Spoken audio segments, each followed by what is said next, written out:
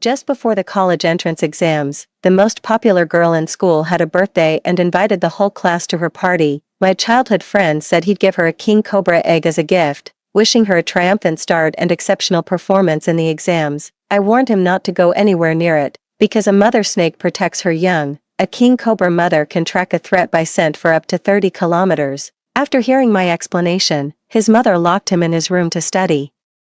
In the end, he performed exceptionally well on the college entrance exam and was admitted to Tsinghua University. However, the school beauty didn't do well on the exam and could only attend a local vocational college. Shani came to despise me deeply for this. During the earthquake, he not only refused to save me but even knocked me unconscious with a stone. Just before I blacked out, I heard his icy voice say, "If you hadn't stopped me from picking up that king cobra egg back then, Shinshin's prayer wouldn't have failed. It's all your fault." She was radiant as the moon. She should have aced the exam and gotten into Tsinghua with me, not ended up in that lousy vocational college. When I opened my eyes again, I had been reborn, back to the very first time my childhood friend asked me about the superstitious rumor concerning the king cobra egg. 1. Su Xingxing forwarded me a post where the blogger claimed you could make a wish on a mountain peak egg. I wonder if it's actually true. Shani handed me his phone to show me the post's content. I casually swiped and saw the time and date on the screen. A wave of horror washed over me. I had actually gone back 7 years, to my senior year of high school. Memories from before my death came flooding back. I immediately clenched my fists, suppressing the surge of emotion inside. Su Xingxing's birthday is coming up soon. Is she hinting that she wants a mountain peak serpent egg? A flicker of pleasant surprise shone in Xinyi's handsome eyes, and he pressed his lips together in a feigned attempt to hide it. The corner of my mouth lifted slightly as I chimed in. Could be. Jiang Yuan, your grandfather was a famous local hunter. Have you ever heard the legend about praying for blessings with snake eggs? King cobra eggs are laid by the king cobra. The mother snake can track them by scent for up to 30 kilometers. I've actually never heard of that kind of blessing legend. But I do know that snakes are the most spiritual creatures. If he takes those snake eggs, the mother snake will hunt him down for sure. Recalling the gruesome fate from my past life, I nodded in agreement and answered with a perfectly straight face. I've heard that, indeed, but given her grades, if she wants to get into Tsinghua with you, wishing on just 9 king cobra eggs probably won't cut it. I hear you need to collect a full set of 18 snake eggs to truly get your heart's desire. A dark glint flashed in Xinyi's eyes as he gave a slight, knowing nod. I turned away, unable to suppress a faint smile that tugged at my lips. From what I know, king cobras have been sighted in several of the mountains around here. 18 eggs, that's more than a single female could lay. This time, let the king cobra hunt him to the ends of the earth and drive him to utter despair. 2. As I returned to my seat, memories from a past life flashed before my eyes. It was the exact same scene as now.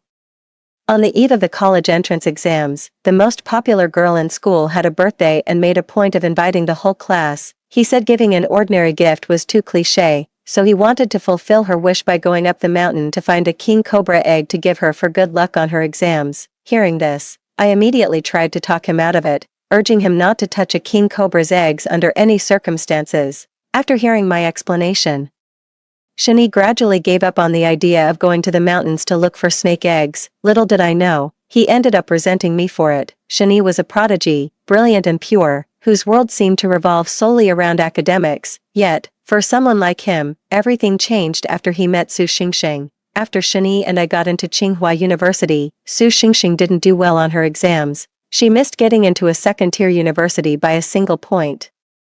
She was left with no choice but to attend a local college, completely losing touch with Shani. Meanwhile, my relationship with Shani grew closer instead. In the bustling metropolis, we became each other's rock. Everything was perfect, just as it should be. That is, until my 3rd year on the job. Shani suggested we go together for disaster relief, but when the aftershock hit, he left me behind in the ruins. As if he was afraid I wouldn't die, he picked up a rock and cracked my head open.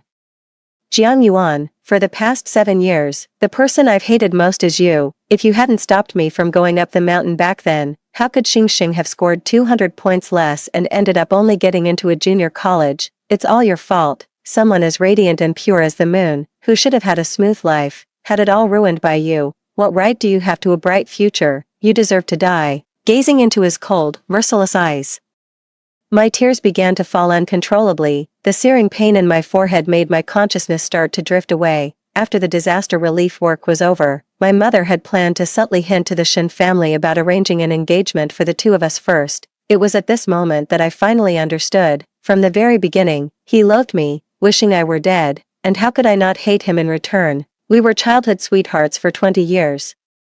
I poured all the passion of my youth into one person. He gave me a response, only to coldly murder me in the end. I despised Shinyi's hypocritical show of deep affection. As tears of despair fell, I made up my mind. If I could do it all over again, I would never stop him from seeking the Summit Peak egg. 3. As Su Xingxing's birthday approached, she took the initiative to invite everyone. My birthday is coming up soon, and I'd love to invite you all for a picnic and camping trip in the mountains. Would you like to join me? Su Xingxing was quite shy, her eyes holding the innocent sparkle of a young girl. She kept stealing glances at Shinyi, only to shyly look down each time. Anyone with eyes could see she had a thing for Shinyi. I immediately tried to encourage Shinyi. Didn't you just tell me you needed to go up the mountain to look for something? Why don't you go with the campus belle? Shinyi was only 17, every inch of him radiating a teenager's haughty pride. He quirked the corner of his mouth and said casually, since Su Xingxing wants to go, I might as well tag along. With that, he suddenly looked at me. Hey Jiang Yuan, why don't you come hang out with us? I shook my head. I'll pass, the mountains are full of bugs. And I'm prone to allergies. You guys go ahead. Who in their right mind wants to go mess with a king cobra? Jiang Yuan, just come with me, please. Su Xingxing pleaded with me, putting on an innocent face. Even some classmates nearby who wanted to go joined in, egging me on to come along. While I was still hesitating in silence, my kind-hearted deskmate, who was also the class monitor, had already signed me up. Fine, I'll go then. As long as I don't touch the snake eggs.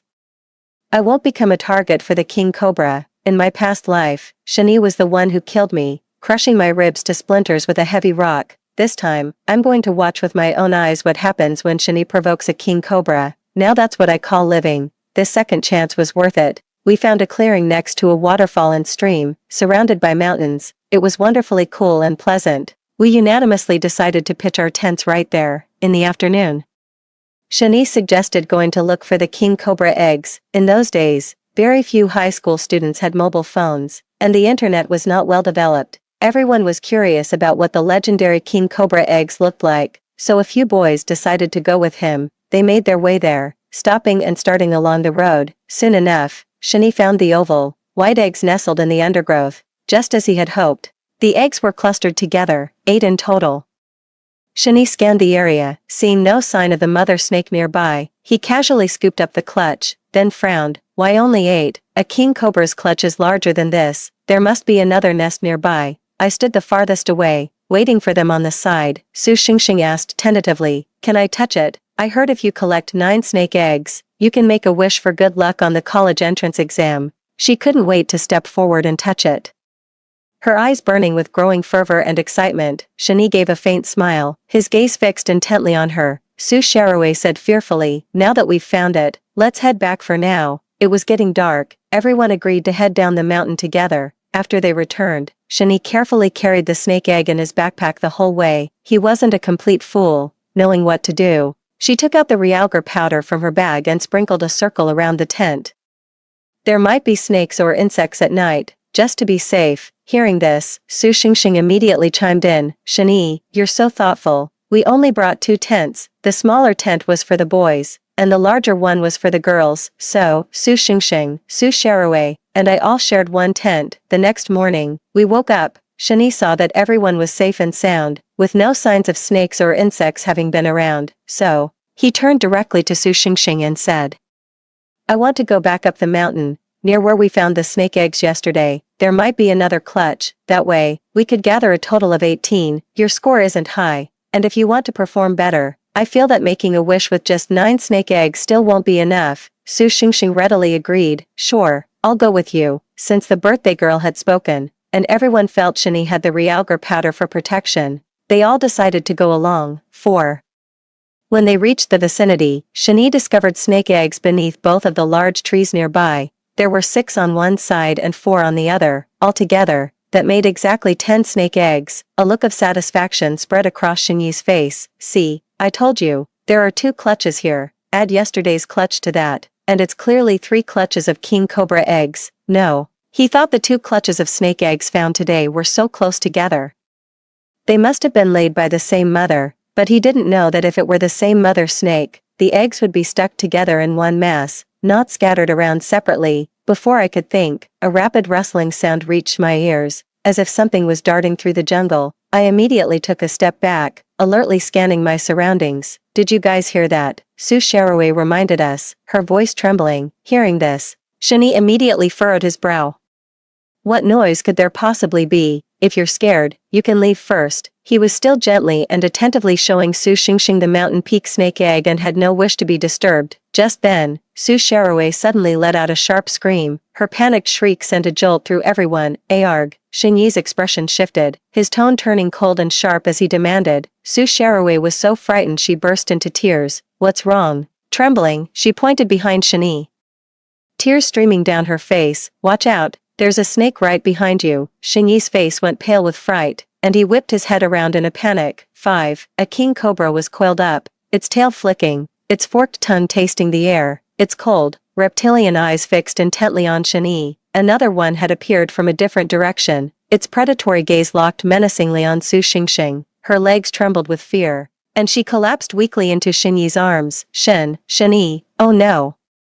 Is it going to bite us? Before the words had even finished, the king cobra in front of Shani flicked its forked tongue, gaped its enormous maw, and bared its sharp fangs. Su Xingxing was completely terrified into tears. Shani, forcing himself to stay calm, took out the realgar powder and scattered it over the snake. Snakes are terrified of realgar powder. It was immediately injured and fled in a panic. Su Xingxing buried her face in Xing Yi's chest, sobbing, yet couldn't help but praise him. Shani, you're amazing. Xing Yi's expression froze for a moment, a flicker of pleasant surprise flashing swiftly in his eyes. Then, he feigned a thoughtful air and cleared his throat. Don't be afraid, I'll protect you. While they were being all lovey-dovey over here, the other snake, which had been watching intently, suddenly made its move. My breath hitched, and I instinctively looked over. I saw Shani quickly pull the last packet of realgar powder from his bag. Having learned from the previous encounter, he was much calmer this time. He flung the powder right at the snake's tail. With a whoosh, the king cobra shot away. As the two snakes vanished from sight, everyone breathed a sigh of relief. Shani confidently reassured everyone, it's all right now. Don't be afraid, I only took out 2 nests. Both snakes are already injured and have been scared off, Su Xingxing whispered. Shani, do you have any realgar powder left in your bag? Shani had only brought 3 packets to begin with, saving one for an emergency, and he had just used the last of it. He shook his head. Don't be scared, they've already been scared off. They won't be coming back. With Xing Yi's reassurance, Su Xingxing's cheeks flushed crimson, and she smiled bashfully. Then let's hurry and head down the mountain. We can't stay here any longer. Who knows if there are more snakes around? Seeing everyone's uneasy expressions, Su Xingxing quickly added, I've actually booked a farmhouse down the hill for the night. Let's go there instead. There are 2 rooms in total. Even if there are snakes up here, they're not going to follow us all the way down the mountain, right? Su Xingxing rented 2 rooms at the farmstead, one for the boys and one for the girls. When they got back, Su Xingxing was holding the snake eggs, her cheeks flushed with an unmistakable pride in her voice. Shani is amazing. He actually managed to find another 10 snake eggs all at once. He even let me hold it. Is he trying to let me soak up some of the snake eggs' good fortune? As I gazed at the snake eggs, my heart sank a little. 18 snake eggs, all in the same place. Shani must have raided their entire nest. Well, that really did it. I'm in deep trouble now. Everyone was praising Xing Yi's skill, and Sun Yu couldn't resist reaching out to touch the snake egg. Su Xingxin then urged Su Sharaway to give it a try. Come on, Sharaway, you should touch it too. It'll bring you good luck on your college entrance exams. Su Sharaway's face went pale with fright, thinking it might bring her luck on the exam. She cautiously stepped forward and reached out to touch the snake egg. Seeing this, I immediately grabbed her hand. Everyone looked at me in confusion. I clicked my tongue and offered a well-meaning reminder. If too many people touch it, it might lose its magic. Hearing this, Su Xingxin immediately clutched the snake egg tightly, not daring to let Su Sharaway get a single touch. In the middle of the night, Su Xingxin and Su Sharaway suddenly nudged me awake. Jiang Yuan, could you come with us to the restroom? I'm a little scared. The farmhouse restroom wasn't conveniently located indoors. You had to walk down a long corridor to find it. I got up and grabbed a flashlight to accompany them. But just as we reached Xing Yi's door, Su Xingxin suddenly stopped in her tracks. Jiang Yuan, did you hear that? I frowned, certain I'd heard the hiss of a snake's tongue. I snapped off the flashlight instantly, not daring to make a sound, but Su Xingshan, peering through the window, saw what was inside and let out a terrified shriek. Ah! Shani jolted awake, sitting bolt upright. Su Xingshan's teeth were chattering. She stammered out a frantic warning to Shani. Shani, look behind you, it's right there. He let out a helpless chuckle. Xingxing, it's the middle of the night, stop trying to scare me. You're not going to tell me it's a snake, are you? That's impossible. Su Xingxing remained silent. In the dead of night, the hissing of the snake grew louder and more distinct. Shani finally turned around, his body trembling, his face instantly draining of color. The female serpent coiled its body, a cold glint flashing in its golden eyes as it fixed a predatory gaze upon him. 6. Shenyi's face changed abruptly, his legs going weak beneath him. He instinctively stepped back. The next instant, a cold object coiled around his ankle. Shenyi looked down to see a serpent's tail gripping his ankle, rendering him immobile. At that moment, a bone-chilling cold consumed him. An endless wave of frigid air washing over him. Help! His desperate, piercing cry jolted Su Xingxing back to her senses. Get help, save me. As if waking from a deep dream, Su Xingxin snapped out of her terror, turned, and fled. It was impressive that Shani could keep a clear head in the face of such a horrifying scene, but that composure was short-lived. His frantic cries alerted the mother snake. With a powerful whip of her tail, the mother snake yanked Shani backward, slamming him to the ground. He was then dragged relentlessly across the floor. Desperately, he grabbed onto a table leg to keep from being pulled toward the serpent. Cold sweat beaded on Shenyi's forehead, his eyes wide with terror. His voice trembled as he pleaded, Jiang Yuan, save me. I gazed calmly at the desperation in his eyes, the corner of my mouth lifting in an unconscious, slight smile. I could indeed save him. I knew full well how dangerous a king cobra is. I wouldn't have come along without a good reason. Before we set out, I brought my grandfather's secret anti-venom formula, just a sprinkle of this, and any snake or insect will keep its distance. It's even more effective than realgar powder. If you use realgar powder too often, the same female snake will develop an immunity, making it much less effective. But my grandfather's secret formula shows no signs of this immunity. I put on my most innocent face. I wanted to help you, but I just couldn't bring myself to get any closer. Shani was utterly and completely despaired. His body was slowly being pulled away. He was no match for the mother serpent at all. Cold sweat from Shenyi's forehead dripped onto the ground with a soft patter. Gritting his teeth, he pushed himself up with both hands and struggled to his feet. But the moment he stood up, the mother snake lunged, jaws agape, sinking its venomous fangs deep into his calf. Shani grunted in pain. Dropping to one knee, a satisfied smile curled at the corners of my lips. Take another bite, let the venom course through Shenyi's veins, let him die screaming in agony. So when the mother snake opened its mouth again to attack Shani, I grew even more excited. Unfortunately, the farm owner arrived just in time and didn't let the snake succeed. He splashed a whole bottle of realgar wine on it and then started whacking it wildly with a shovel. The mother snake's pupils contracted sharply. Its gaze fixing on us. 7. Finally, it darted out the window in a flash. Sparing Shani for the moment, the boss stepped forward and helped Shani up, who was drenched in cold sweat. You didn't steal a king cobra's eggs, did you? How else would you have provoked one? Before Shani could finish, Su Xingxing had already rushed over excitedly. Shani, you've been bitten. She crouched before Shani, her eyes red and brimming with heartache as she looked at his leg. She said urgently, what do we do, Shani? If we keep hesitating like this, the venom will spread throughout his entire leg. The boss was thinking the same thing I was. The boss immediately pulled a first aid kit from the drawer. He then took out a bandage from the kit and tightly wrapped it about 10 centimeters above the wound to temporarily slow the spread of the snake venom. He then produced a small suction cup, placed it over the wound, and slowly drew out the venom, before rinsing the area with saline solution. The boss performed the emergency procedure with practiced ease. Clearly, this was not the first time he'd dealt with a situation like this. The boss inquired, did you guys find any mountain peak eggs up there? Su Xingxin pursed her lips, her tone dripping with pride.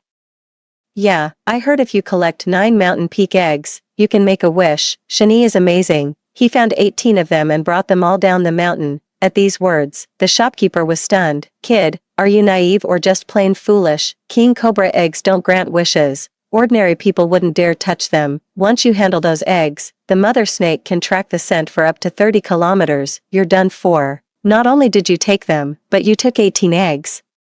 From what I know, That's more than one clutch, isn't it? Even if you go home now, the mother snake might still track you down. Everyone was instantly dumbstruck. Xingyi's gaze, tinged with skepticism, fell upon me. He furrowed his brow but said nothing. Tears fell from Su Xingxing's eyes without warning. 8. She refused to believe it. What nonsense are you talking? Lots of people say you can make a wish on a summit egg, and some have even had their wishes come true.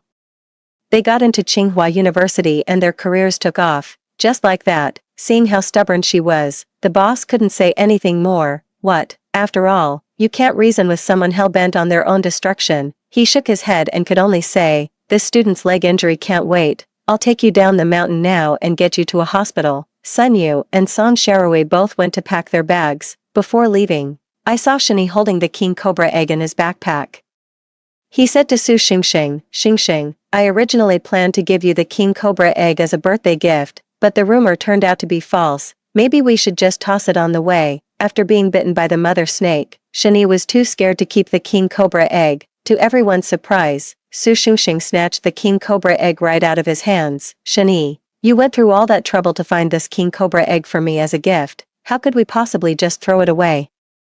Don't listen to the shopkeeper's nonsense. Even if a king cobra can track its egg, it's not like it's going to follow us all the way back to school, right? She lowered her head, unable to hide the excitement in her eyes. I always believed the mountain peak egg could grant wishes. Please let me get into Tsinghua, so I can be at the same university as you. Su Xingxing took the snake egg, her heart full of anticipation. After a glance in their direction, I immediately went back to my room to pack my school bag. The boss drove us to the hospital. Xingyi's wound received emergency treatment, and the snake venom didn't spread. After an examination at the hospital, they recommended he stay for observation for 2 days. As for the rest of us, we went to school as usual. However, everyone seemed to have an unspoken agreement not to mention the wish made on the snake egg, probably out of fear that the mother snake might come after us. In less than a week, Su Xingxin had visibly wasted away, listless and drained. She slumped over the desk in a deep sleep, utterly devoid of energy. With the king cobra eggs in her possession now,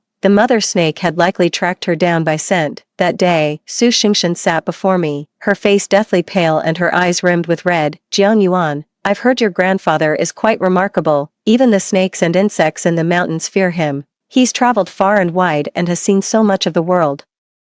After speaking, Su Xingxin glanced around, leaned in closer, and whispered, 9, does your grandfather have a way to help me drive away a king cobra? Her eyes were terribly red, as if she were on the verge of tears. Su Xingxin came from a wealthy family, with live-in maids and security guards at home. At the slightest sound from her room, someone would come to protect her. This is what spared her from the disaster of being bitten by the mother snake. Yet, the mother snake visited her room night after night, tormenting her to the point of poor mental health and a deep dread of the approaching night. Meeting Su Xingxin's pleading gaze, I shook my head. Grandpa is still out. He left and we don't know when he'll be back. He doesn't tell us, so we have no idea where he is. That was the truth. Grandpa has always been secretive. He never tells me these things. Su Xingxin let out a disappointed sigh. Shani returned feeling refreshed and clear-headed, constantly thinking about talking to Su Xingxing. Perhaps Su Xingxing blamed him for insisting on searching for the king cobra eggs and provoking the snake. Su Xingxing's attitude towards him had cooled considerably. For a stretch of half a month, the students only had 2 days off. Just as I was about to reach home, I saw Su Xingxing sitting in my second uncle's courtyard, chatting. My second uncle is a locally renowned mystic. He's skilled at divining matters of marriage and fortune, helping people avert misfortune. Of course, having followed our grandfather since childhood, he also picked up some skill in warding off snakes. But second uncle is a man who only cares about money. He'll work for whoever pays him. After Su Xingxing left, second uncle leaned against the doorway and said to me, that kid Shani is in for some trouble. Second uncle wore a wicked grin, clearly up to no good. I chimed in right away, teasing him on purpose. Uncle, don't tell me you helped her by driving the mother snake away and redirecting its attention onto Shani. Second uncle snapped his fingers. You're getting smarter by the day, little one. It's just your judgment of people that's off the mark. The mother snake is after her because she took the mountain peak egg, the snake's egg. But the one who actually raided the snake's nest was Shani. All I have to do is make her return the egg, and the target will naturally shift to the one who committed the greater crime. If second uncle is willing to help, then let him. Besides, this sort of thing only works to my advantage. After resting for a couple of days, I'll go back to class." Su Xingxing was clearly in much better spirits. Shani was still by her side, offering comfort. "See, I told you last time the mother snake would give up on its own, Xingxing. Don't be afraid." Su Xingxing nodded, feeling a pang of guilt. "Shani, you're truly the best." However, Xingyi's joy was short-lived, as misfortune struck him just 2 days later. That very night, I received a video call from Shani. On the screen, his face was deathly pale, his eyes filled with panic, a stark departure from his usual composure. "Jiang Yuan, is Grandpa home?" 10. "He's not." Those 2 simple words were enough to shatter Shani. He took a deep, shaky breath and said in a trembling voice, "A king cobra has come for me." With that, he turned the camera, revealing a massive female snake coiled on the bed in the room. This was clearly not the same female snake from the farmhouse that night. Haunted by the memory of the previous bite, Xingyi's legs began to tremble uncontrollably at the sight of this snake. "Why is the Realgar powder not working? No matter how much I scatter, it's not afraid at all." "Jiang Yuan, you grew up with your grandfather, you must have a way to deal with this, right?" I curved the corners of my lips, my tone utterly innocent. "Since I was little, Grandfather only ever made me study. He never let me get involved with these things, although Grandpa wouldn't let me get involved in these things. He taught me how to protect myself, compared to an animal's aggression. The inscrutability of human nature can be far more terrifying." In the video, Shani was gasping for breath, cold sweat beading on his forehead. He rushed out of his house and pounded on the neighbor's door, crying out for help. The neighbors were also terrified by the sight of the huge snake and dared not act rashly. They had no choice but to gather the neighbors from all around and force the mother snake to leave. From then on, Shani was visited by the mother snake every single night. His condition was even worse than Su Xingxing's. Sometimes he would stay awake all night, eyes open until dawn, to keep the mother snake from coming. The moment he fell asleep, the mother snake's tail would instinctively coil around his body, jaws open, ready to strike. He couldn't sleep at night and had no energy during the day. After a full 2 weeks of this mental torment, Shani was clearly at his breaking point. When the end-of-month exam results came out, even he couldn't believe his own eyes. The perennial top student in the grade only managed to make the top 10 this time. I, the eternal runner-up, smoothly ascended to the top of the grade. "Jiang Yuan." Hearing someone call my name from behind, I turned around. It was Shani. His usually aloof face was tinged with dejection, his eyes dark and devoid of any light. This was his true self. "Jiang Yuan, has grandfather returned?" His tone was filled with an unmistakable, urgent anticipation. "Not yet."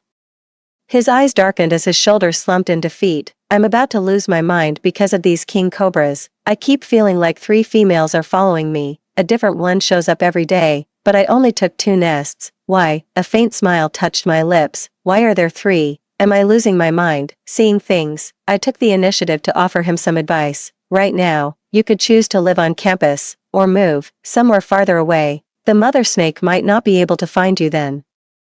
I was aware of his family situation. Boarding at school was out of the question. Xingyi's mother was extremely strict about his studies, keeping a constant watchful eye on him. She guarded his well-being as if it were more precious than her own life, allowing no room for any mishaps or a single dip in his academic performance. Therefore, moving house was his only viable option. Sure enough, Shani moved very soon after. Their original home was in a prime school district, but they relocated to a different part of the city. The daily commute to and from school now consumed a significant amount of time, but his mental state had clearly improved a great deal. For a whole week, the mother snake had not come looking for him again. This thrilled him, and he couldn't wait to share it with me. "Jiang Yuan, you really have a way. The mother snake hasn't bothered me since." I gave a soft, radiant smile. This brief respite was just to let him catch his breath. Did he really think the mother snake would let him go? It's when he's completely off guard that the mother snake's strike becomes most lethal and soul-crushing. However, Xingyi's grades had already slipped quite a bit. He only asked me to tutor him because he had no other choice. Hearing about the tutoring, Su Xingxin's interest was immediately piqued. 11. "Shani, you're such a good student. How about we study together?" Su Xingxin leaned in close to Shani. "I'm not a great student, but you could tutor me. When you teach me, it's like reviewing the material for yourself. I've made up my mind to pay attention in class. I want to get into Tsinghua University with you." Her eyes sparkled as she gazed intently at Shani. Shani found it impossible to refuse and agreed. I'm the only one who knows that Shani can't focus on studying in front of his white moonlight. His mind and eyes are probably completely filled with his beloved. For the next 2 months, Shani studied with Su Xingxing the whole time, yet, far from improving, his grades actually dropped quite a bit. This time, forget about Tsinghua or Peking University, he'd be lucky to get into a key university. Whenever he was studying, his gaze towards Su Xingxing was distant yet full of deep affection. Just before the college entrance exams, Xingyi's grades had fallen out of the top 10. This left both his teachers and parents deeply disappointed, but with the exams right around the corner, Xingyi was nowhere to be found. That was, until I ran into Xingyi's mother at the school gate. The moment she saw me, she rushed over excitedly. "Jiang Yuan, I came here looking for you." I paused in my tracks. "Auntie, is something the matter?" Mrs. Shen's face was deathly pale, her eyes filled with anguish. Her voice trembled as she spoke. "Xiaoyi was bitten by a snake. He's in the hospital now, and he's a bit delirious." My heart leapt with joy, but I deliberately feigned a look of shock on my face. "Auntie, what do you mean by that?" Tears streamed down Mrs. Shen's face as her voice grew weaker. "We had already moved, and everything was fine for months, but just the other day, 3 long, huge snakes suddenly appeared in the house. I was terrified. I went to ask the neighbors for help, but we're new here and don't really know them." I just stood there, watching helplessly as Xiaoyi got bitten. She suddenly grabbed my hand and pleaded, "Xiao Yuan, I'm at my wit's end. That's why I came to you. Has your grandfather returned?" "Only your grandfather can save Xiaoyi now. He really can't take any more of this." I sighed. "Auntie, I really don't know where Grandpa is, but he should be back soon, I think. He's always cared for me the most. My college entrance exams are in 2 days. I'm sure he'll make it back in time." Mrs. Shen's voice caught in her throat, trembling as she spoke. Could you go see Xiaoyi? You two grew up together. If you comfort him, it might make him feel a little better. I'm actually quite looking forward to seeing Shani in a delirious state. It must be quite a sight, that once arrogant young man, now driven out of his mind by those 3 harpies." I readily agreed to Mrs. Shen's request and went to the hospital with her. Seeing Shani again, I was shocked by how much he had changed. It had only been 2 days, but he looked like he'd been through hell. Completely haggard and withdrawn, he sat by the hospital bed, his neck and body swathed in bandages. The wounds were clearly multiple snake bites. After all, he was ambushed by 3 female snakes. He stood no chance against them. 12. Shani turned to stare at me, his slender eyes tinged with a hint of crimson. His face was deathly pale, and his quiet, feeble appearance was utterly pitiful. Yet, I felt not an ounce of sympathy for him. In fact, I found it deeply satisfying. It was as if he hadn't spoken in a long time. His voice came out hoarse and parched. "Jiang Yuan." Shen's mother turned and left the hospital room, leaving Shani and me alone. I stepped forward and gazed at him quietly. He suddenly reached out a hand, his body recoiling slightly. His eyes were fixed on my figure as he shouted in a tone choked with fear, "There's a snake behind you." I calmly turned around, but there was nothing there. Is Shani hallucinating from fear? Clutching the blanket, his gaunt body trembled uncontrollably as he stammered out an accusation. "Snakes. There are so many snakes all around. Why are they following me? One is right at my feet." I walked up to him, not yet having a chance to take in his expression. Shani suddenly lunged forward and grabbed my hand tightly. "Jiang Yuan, you must have a way to save me, right?" His eyes reddened, and a tear silently fell from the corner of his eye. "You grew up with your grandfather, so you must know how to help me. I can't stand being tormented by these vipers anymore, but I can't escape them. They appear before me every single moment. They're going to bite me to death." Shani was always a man of few words. He must have been driven to utter madness by the torment to come begging to me like this. I calmly withdrew my hand and watched his breakdown with detached composure. "I've told you before, I don't know how to save you either." The hope in Xingyi's eyes slowly shattered, and his whole body went slack. He yanked the pillow from behind him and hurled it violently at the window. "Stay back. Look, they're coming again." Given his current state, he's got no chance of passing the college entrance exam. After watching his little meltdown, I smiled with satisfaction. "Get some rest. I'll come see you again. I must be out of my mind." The moment I turned away, Xingyi's voice choked up as he whispered, Yuan, we grew up together. If even you won't save me now, do you really want to watch me be tortured until I lose my mind? And you're only saying this now. In my past life, when I was buried in the rubble and he left me to die, did he ever spare a single thought for the bond we shared since childhood? Have you ever thought back to those days in Beijing when we supported each other and grew together? I can't be bothered arguing with him. I need to get home and hit the books. But just as I was about to step out, the door to the hospital room suddenly swung open. The person who appeared took me completely by surprise. Grandpa, having spent years working outdoors. Grandpa's skin was weathered and dark. His gaze was sharp and intimidating, his entire face etched with a fierce expression. My eyes welled up with tears, and I immediately ran towards him. Grandpa, 13. I was raised by my grandfather from a young age. My parents passed away early, which made me especially close to him. It's a pity that in my past life, I was killed before I could fulfill my filial duties. I gave a slight, closed-lipped smile and stood obediently by his side. Grandfather looked at Shinyi with a face full of helplessness. Lao Er told me about Shinyi's situation. What's the rush? When Shinyi saw his grandfather, the haze in his eyes began to clear. Perhaps, with the return of his pillar of strength, he felt there was hope and found a moment's respite. Grandpa Jiang, can you save me? Shinyi limped out of bed, his eyes filled with panic. You've made such a mess. How am I supposed to save you now? Grandfather raised an eyebrow. His eyes full of disdain. You've been tricked by a young girl, and you didn't even realize it, did you? Shinyi froze on the spot. His voice trembled as he said, what do you mean? Old Tu is a charlatan, knows all the tricks, the guy only cares about money, and of course, he looks down on someone like you. Lao Er is my second uncle. Shinyi's face darkened instantly at the disrespect. A girl came to him carrying snake eggs. He took her money to do the job. And she explicitly said she wanted the king cobra's target shifted onto you. You became the target because you offended the mother snake, and also because she had Lao Er transfer the curse from those king cobra eggs onto you. You fool. Shinyi's face turned deathly pale, as if struck by lightning, and he stood rigidly in place. He looked up in shock, his gaze landing on me. Su Xingxing. Even a fool would have guessed it was Su Xingxing. Shinyi's head was splitting with pain, and his whole body trembled. His terrified gaze darted to the door, his eyes gradually glazing over. They're here again, the snakes. No, don't coil around me, he screamed at the top of his lungs, his legs frozen in place as if truly ensnared by the mother serpent. Yet there was nothing at the door, and nothing at his feet. Shinyi's face suddenly flushed crimson, his pupils dilating wildly, his body, trapped and thrashing violently, seemed on the verge of suffocating itself.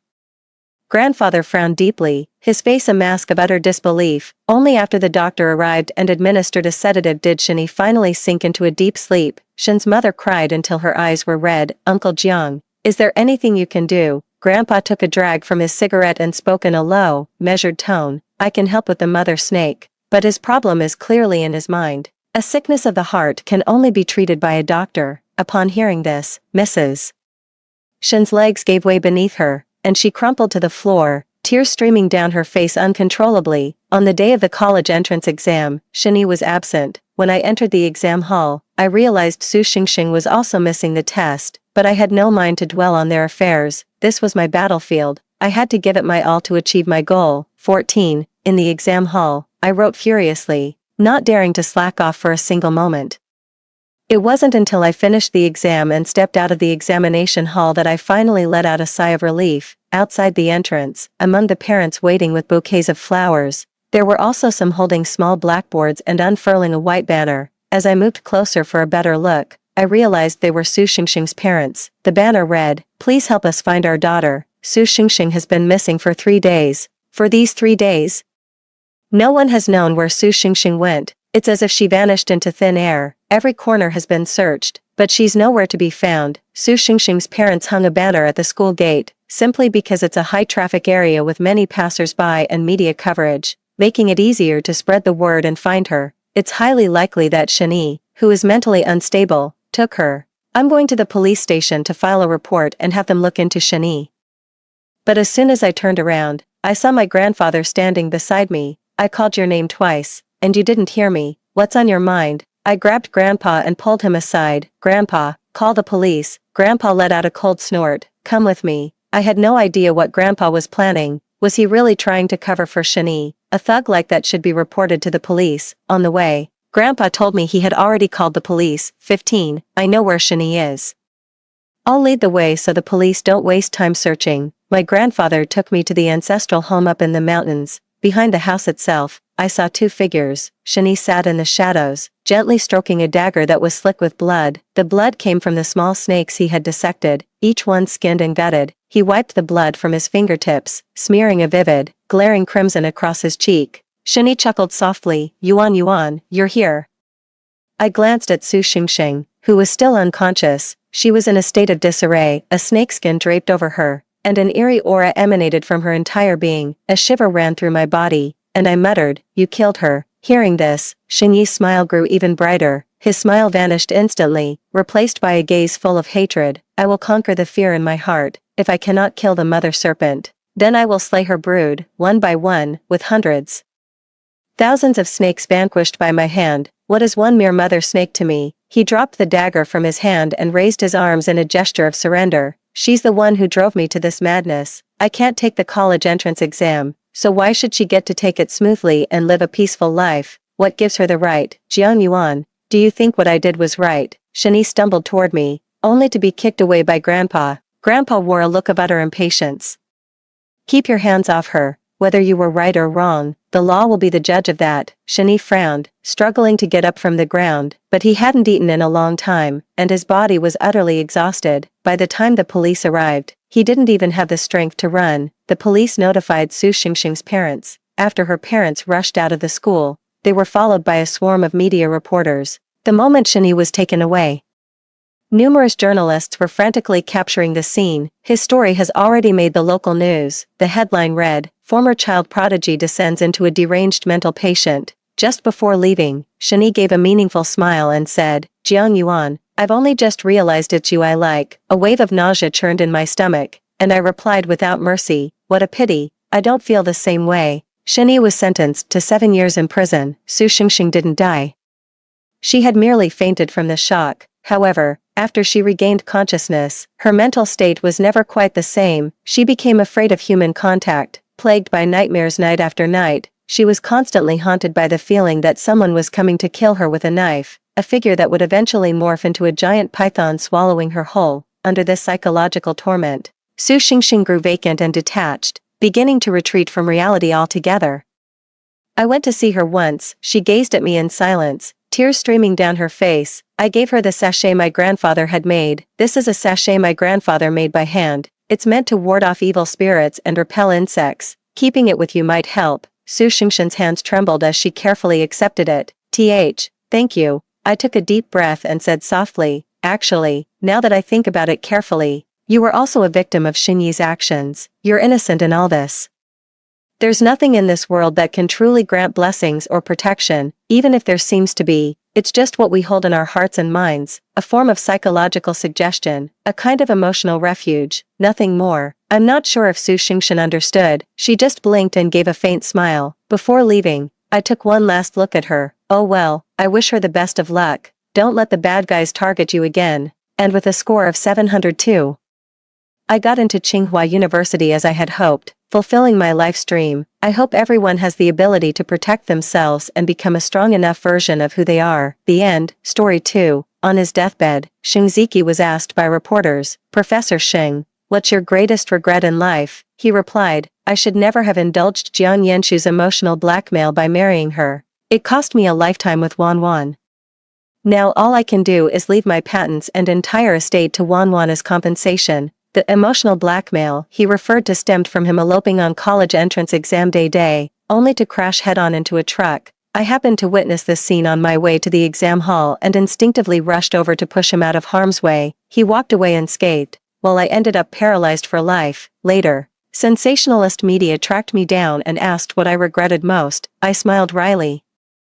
Perhaps, regretting that I said yes when he proposed out of guilt, and ended up devoting my entire life to him. Otherwise, I wouldn't have been so insecure about lacking a degree that I credited him with all my research achievements over 3 decades. The moment the words left my mouth, I blinked, and found myself back on the day of the college entrance exams. I paused mid-step and took a different route to the examination hall. He regretted losing a love. I regretted losing my future. In this life, we'll go our separate ways and never cross paths again. 1. When that deafening crash echoed again, every hair on my back stood on end. That same explosion in my past life turned my entire world upside down. Xingziki eloped with his sweetheart on college entrance exam day, only to collide head-on with a freight truck. In that critical moment I happened to witness, after growing up together for over a decade, I didn't hesitate before rushing forward to shove him out of harm's way. Saving him cost me permanent paralysis. yet in that past life, I still met a tragic end, held hostage by gratitude. Those 4 cold words became the epitaph of my entire existence. Given a second chance at life, I never broke stride, pivoting without hesitation onto a new path as I strode decisively into the examination hall. 3 years of relentless studying finally paid off. Every answer on that test paper was a testament to my hard work. The moment I stepped out of the exam hall, I saw my parents waiting anxiously. Yenshu, you're finally done. Xingzichin was in a car accident. Your father and I are going to see him. Do you want to come? I feigned surprise but shook my head without hesitation. The road outside the school was crawling with traffic cops, practically one every 10 meters. How could he possibly get into an accident on his way to take the college entrance exam? You guys go ahead. I need to prepare for tomorrow's exam. In my past life, I took Xingziki's place in that car crash while he turned his life around and went on to take the college entrance exam day. I was in a coma at the hospital for a week. Rumor has it he couldn't even be bothered to visit me during the entire exam period. Fine. I have no reason to waste any more time on him. After studying late into the night, I took several exams back to back. Fortunately, I never stopped learning in my past life because of my research work. It wasn't until I finished grading my exam and met my target score that I finally felt the tension ease. There was no avoiding visiting Xingziki any longer. After just 3 days apart, Xingziki's parents seemed to have aged a decade. Uncle Xing's hair turned white overnight, while Aunt Zhou's eyes were swollen like walnuts. I couldn't help but glance at my own parents. In my past life, I was the one who got hurt, and they were the ones who suffered. Thankfully, in this lifetime, everything has been set right. Aunt Zhou burst into tears again the moment she saw me. Yenshu, Ziki will never be able to go out with you again. The doctor said it's a miracle Ziki survived it all, but he'll most likely never walk again. I tried to look appropriately grief-stricken, but my mind kept drifting to memories from my past life. In that previous life, I was the one who became paralyzed. That very summer, Xingziki proposed to me. We grew up together as childhood sweethearts. It'd be a lie to say I never had feelings for him, but watching him kneel before me, I shook my head. I won't let you marry me out of guilt, Xingziki. I know there's someone else you love. My refusal came from the heart, yet he only answered with a mocking laugh. Jiang Yenshu, do you really think I'm an idiot, after all this? Can't I see who truly cares for me the most? You nearly died saving me. I genuinely want to marry you. Ever since the paralysis, I've been adamantly against using a wheelchair, but that time, he defied doctors, nurses, and both our parents, carrying me on his back to stroll through the park near the hospital. You must be going stir-crazy staying indoors for so long. Jiang Yenshu, let me be your crutch from now on. I'll be your lifelong support. His words moved me.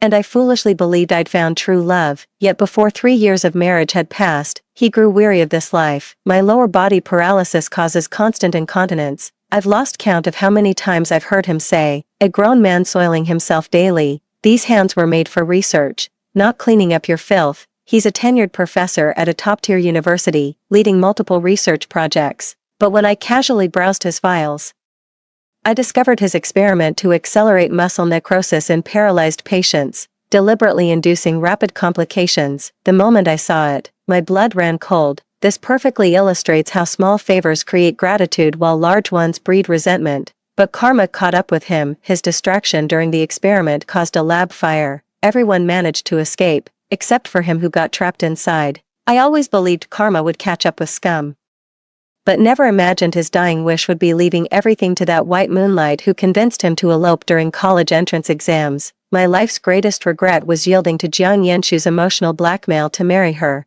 making me miss a lifetime with Wanwan. Now, all I can do is compensate Wanwan with my patents and inheritance. If possible, I'd rather bear all suffering than spend my life with someone I never loved. A bedridden cripple like me, stripped of inheritance.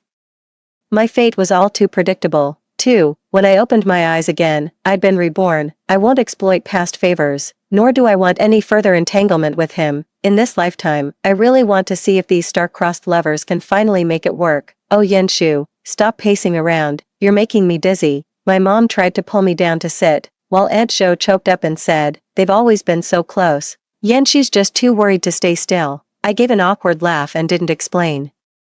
It's not that I can't sit still. It's just that I've been sitting for so long in my past life, I've nearly forgotten what it feels like to move freely. Just as we were talking, several doctors and nurses suddenly rushed into the ward. What's going on? The patient's awake. They pressed the call button themselves. The group rushed in, with Aunt Jo and Uncle Shin on the verge of tears, while my mother couldn't bear to look and turned her head away. Only I kept staring at him for a long time. Shinziki's head was wrapped in thick bandages, both legs completely cast in plaster. He looked like a mummy. Through him, I seemed to see my past self. How tragic. I'm not worth this suffering. Shinziki's lips parted slowly, laboriously forming the word mom. Aunt Jo sobbed loudly by the bedside, yet Shinziki's gaze wandered restlessly across every face in the room. He was searching for Li Wanwan. Son, just rest now. Don't think about anything else, just get some proper rest.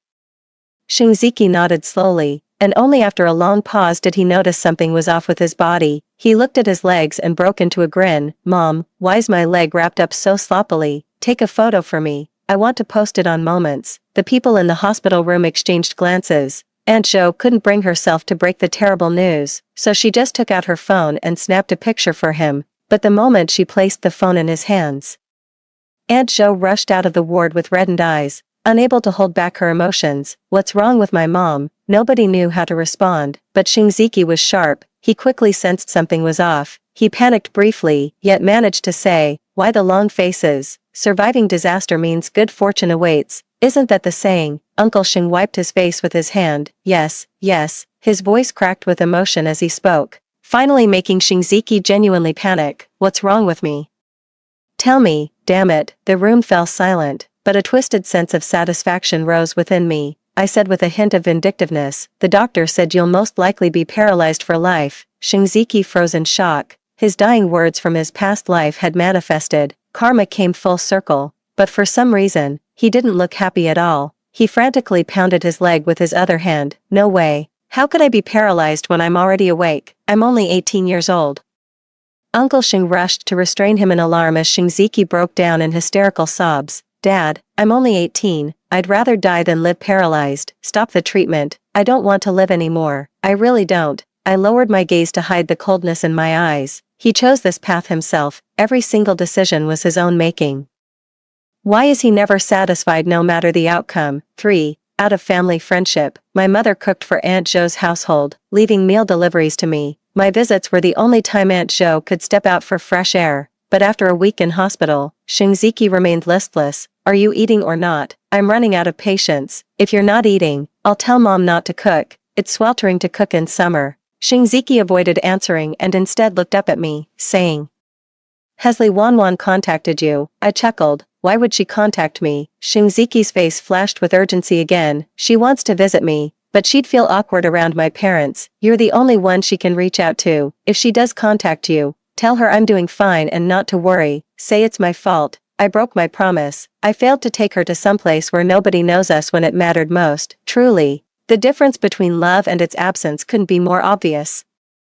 Just thinking about my past life makes my blood boil, so I ended up eating my mom's cooking by myself. Then I poured cold water on his enthusiasm. You're overthinking it. They probably never wanted to leave in the first place. Shinziki froze for a moment, a flicker of confusion flashing in his eyes. What do you mean? At this point, stop trying to sow discord between us. I looked up at him and found his behavior utterly ridiculous.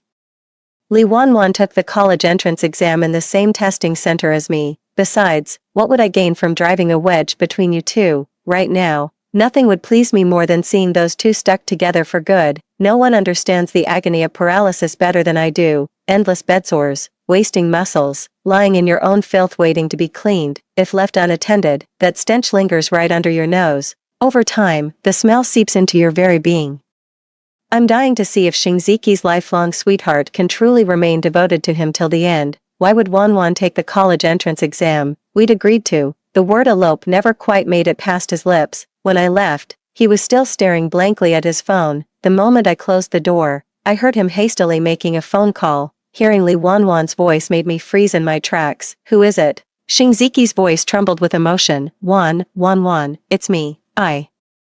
I was in a car accident. Sorry, I promised we'd elope together, but I can't make it. You didn't wait too long, did you? See, that's love. Even after a car accident, you'd still feel guilty for breaking a promise. Without love, even if I became bedridden for him, he'd still think I had ulterior motives. The next second, Li Wanwan's raised voice rang out. What elopement? Shinziki, don't spread nonsense. A girl's reputation matters.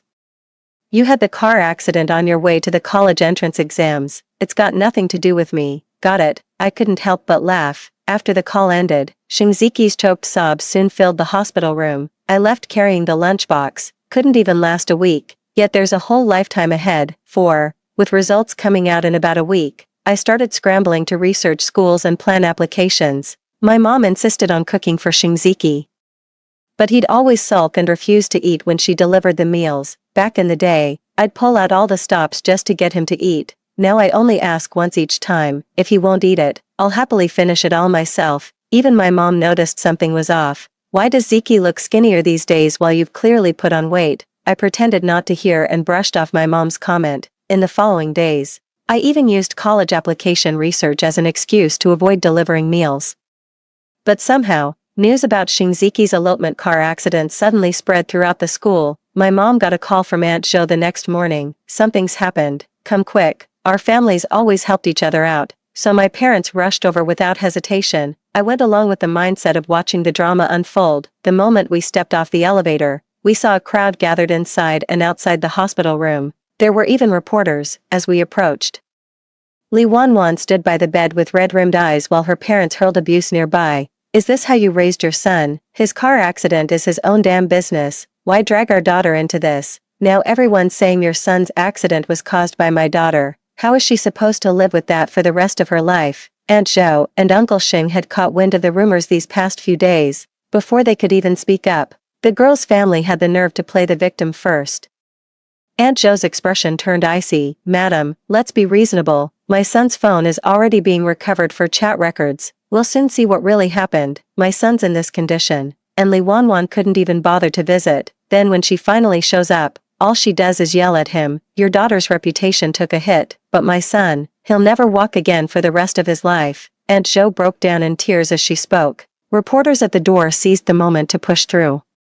Cameras trained on both parties from either side. Did you two really plan to elope together? Li Wanwan fidgeted with her skirt, visibly guilty. After a long silence, Shinziki suddenly spoke up. No, it was me who got into a car accident on my way to the college entrance exam. I'm the one who has unrequited feelings for Li Wanwan. A flicker of surprise crossed Li Wanwan's eyes as she looked up. I couldn't help but give a thumbs up.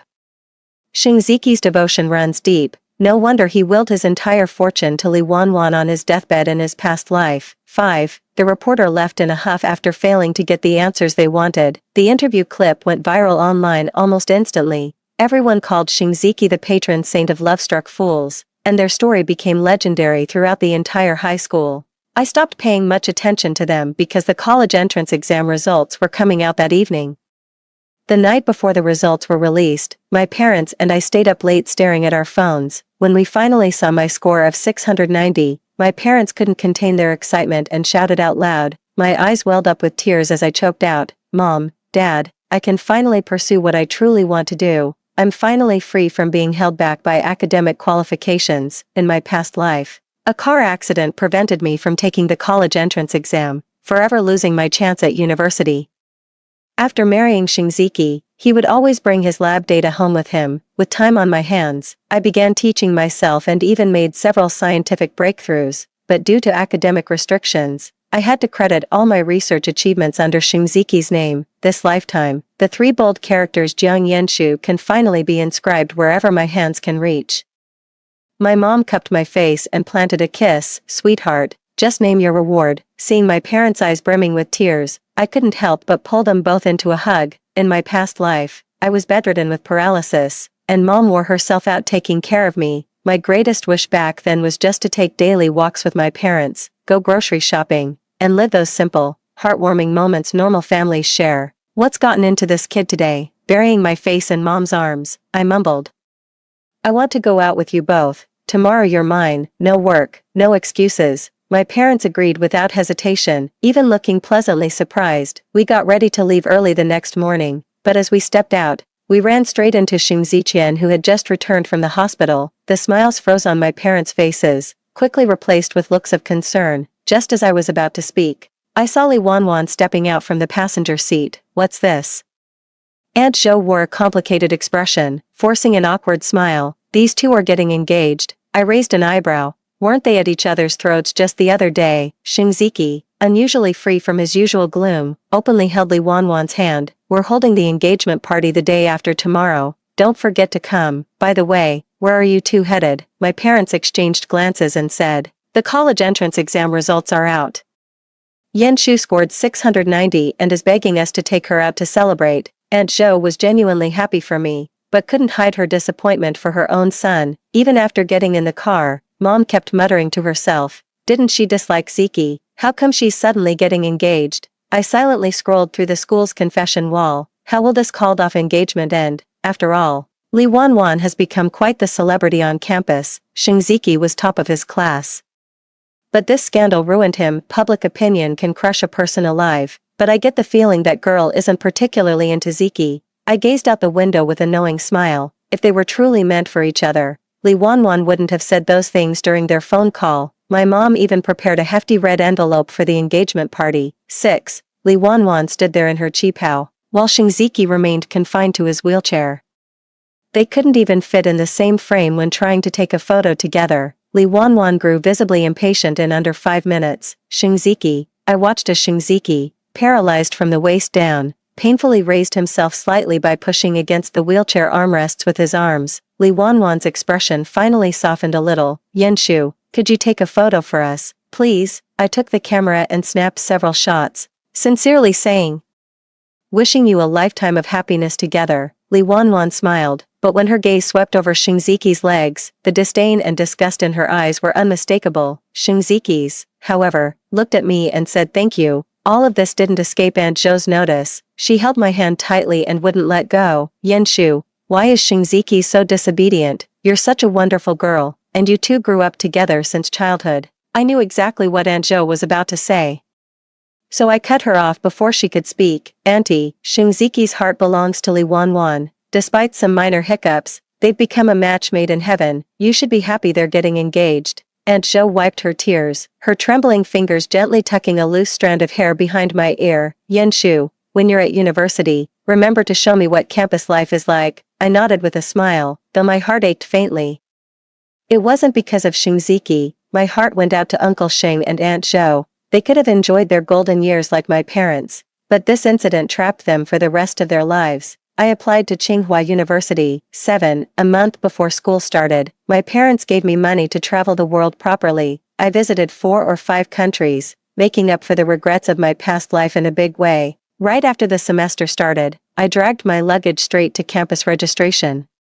Having missed out in my past life, I now cherish every campus experience with fresh wonder. I thrive on friendly academic rivalry with roommates, but enjoy our gossip sessions even more. Drawing from past life experience, I secured a spot in a professor's research team early on. This time, I no longer have to work silently behind the scenes. I can finally be my authentic self without reservations. By the end of the semester, I'd already gained considerable experience. When returning home for the holidays, I brought back some local specialties for my parents. But before I could even meet my parents, I unexpectedly ran into Auntie Zhou in our neighborhood. Aunt Zhou looked like a completely different person after just 3 months apart. Aunt Zhou, she used to visit the beauty salon weekly with my mom, maintaining her youthful appearance despite being in her 50s. This time, not only had her hair turned noticeably gray, but deep wrinkles had also appeared. Aunt Zhou froze for a second when she saw me. Yenshu's back already. Your holiday came so quickly. I gave her some local treats I'd brought back, then couldn't resist gossiping with my parents after getting home. What's happened to Aunt Zhou recently? She's aged so much in just a few months. Even though Shingziki's health isn't great, they could always hire a caregiver. My parents exchanged glances and sighed helplessly. It's not because of Shingziki, but that Li Wanwan.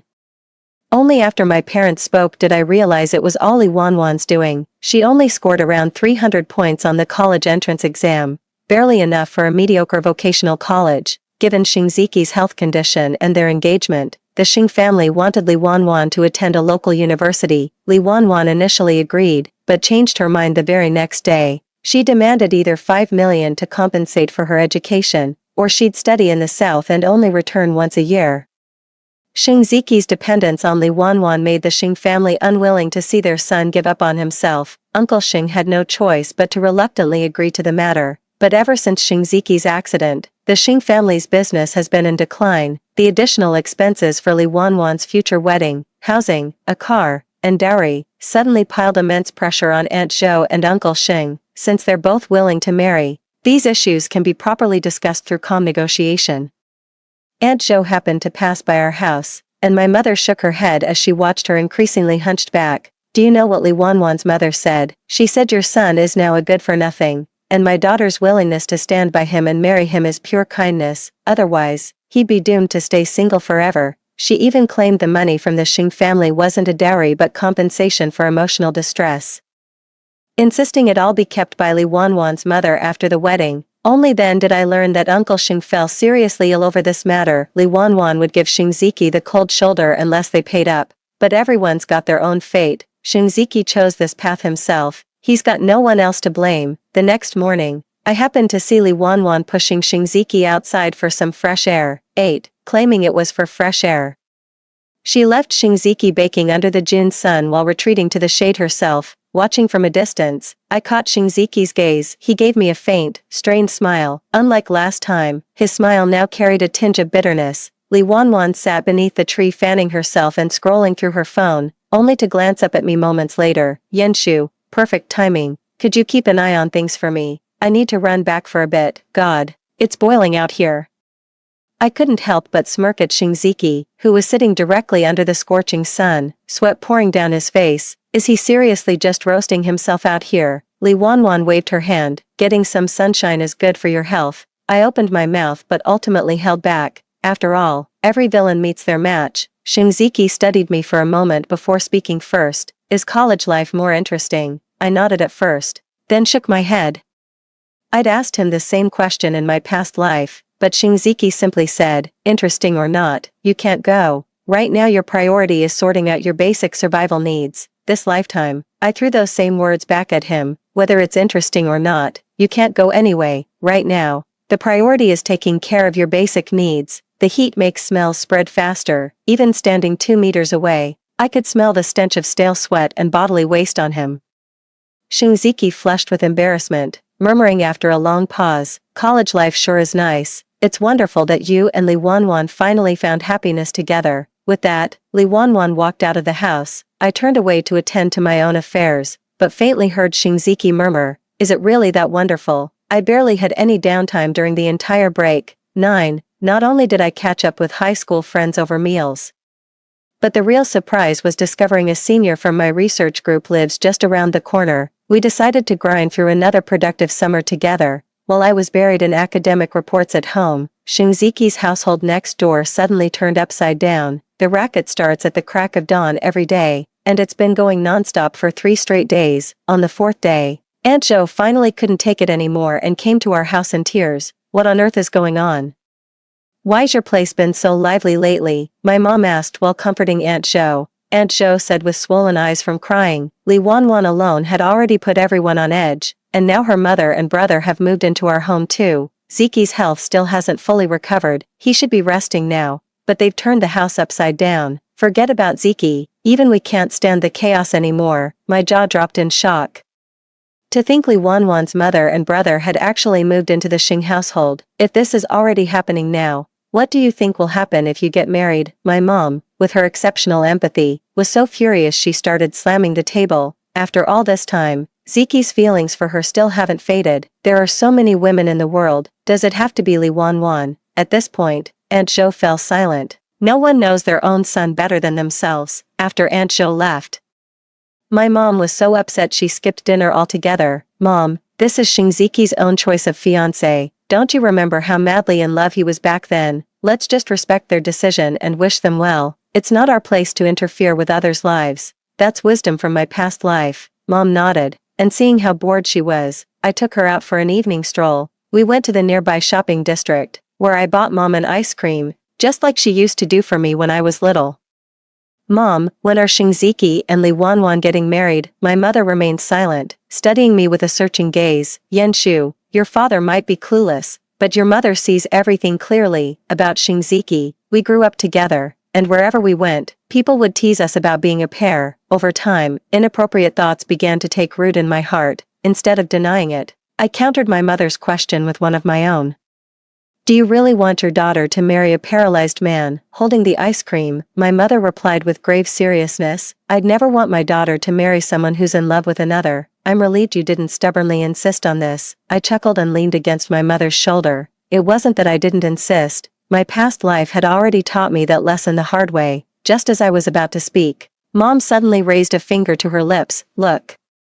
Isn't that Li Wanwan and her brother? Following my mom's gaze, I saw Li Wanwan intimately holding hands with her own brother, acting all lovey-dovey. My mom immediately covered my eyes. 10. Not suitable for children, not suitable. I pushed my mom's hand away and quickly snapped a photo, zooming in on the image. That's definitely Li Wanwan's younger brother. The whole family lives with the Shins. But why would she be with her own brother, doing something like this?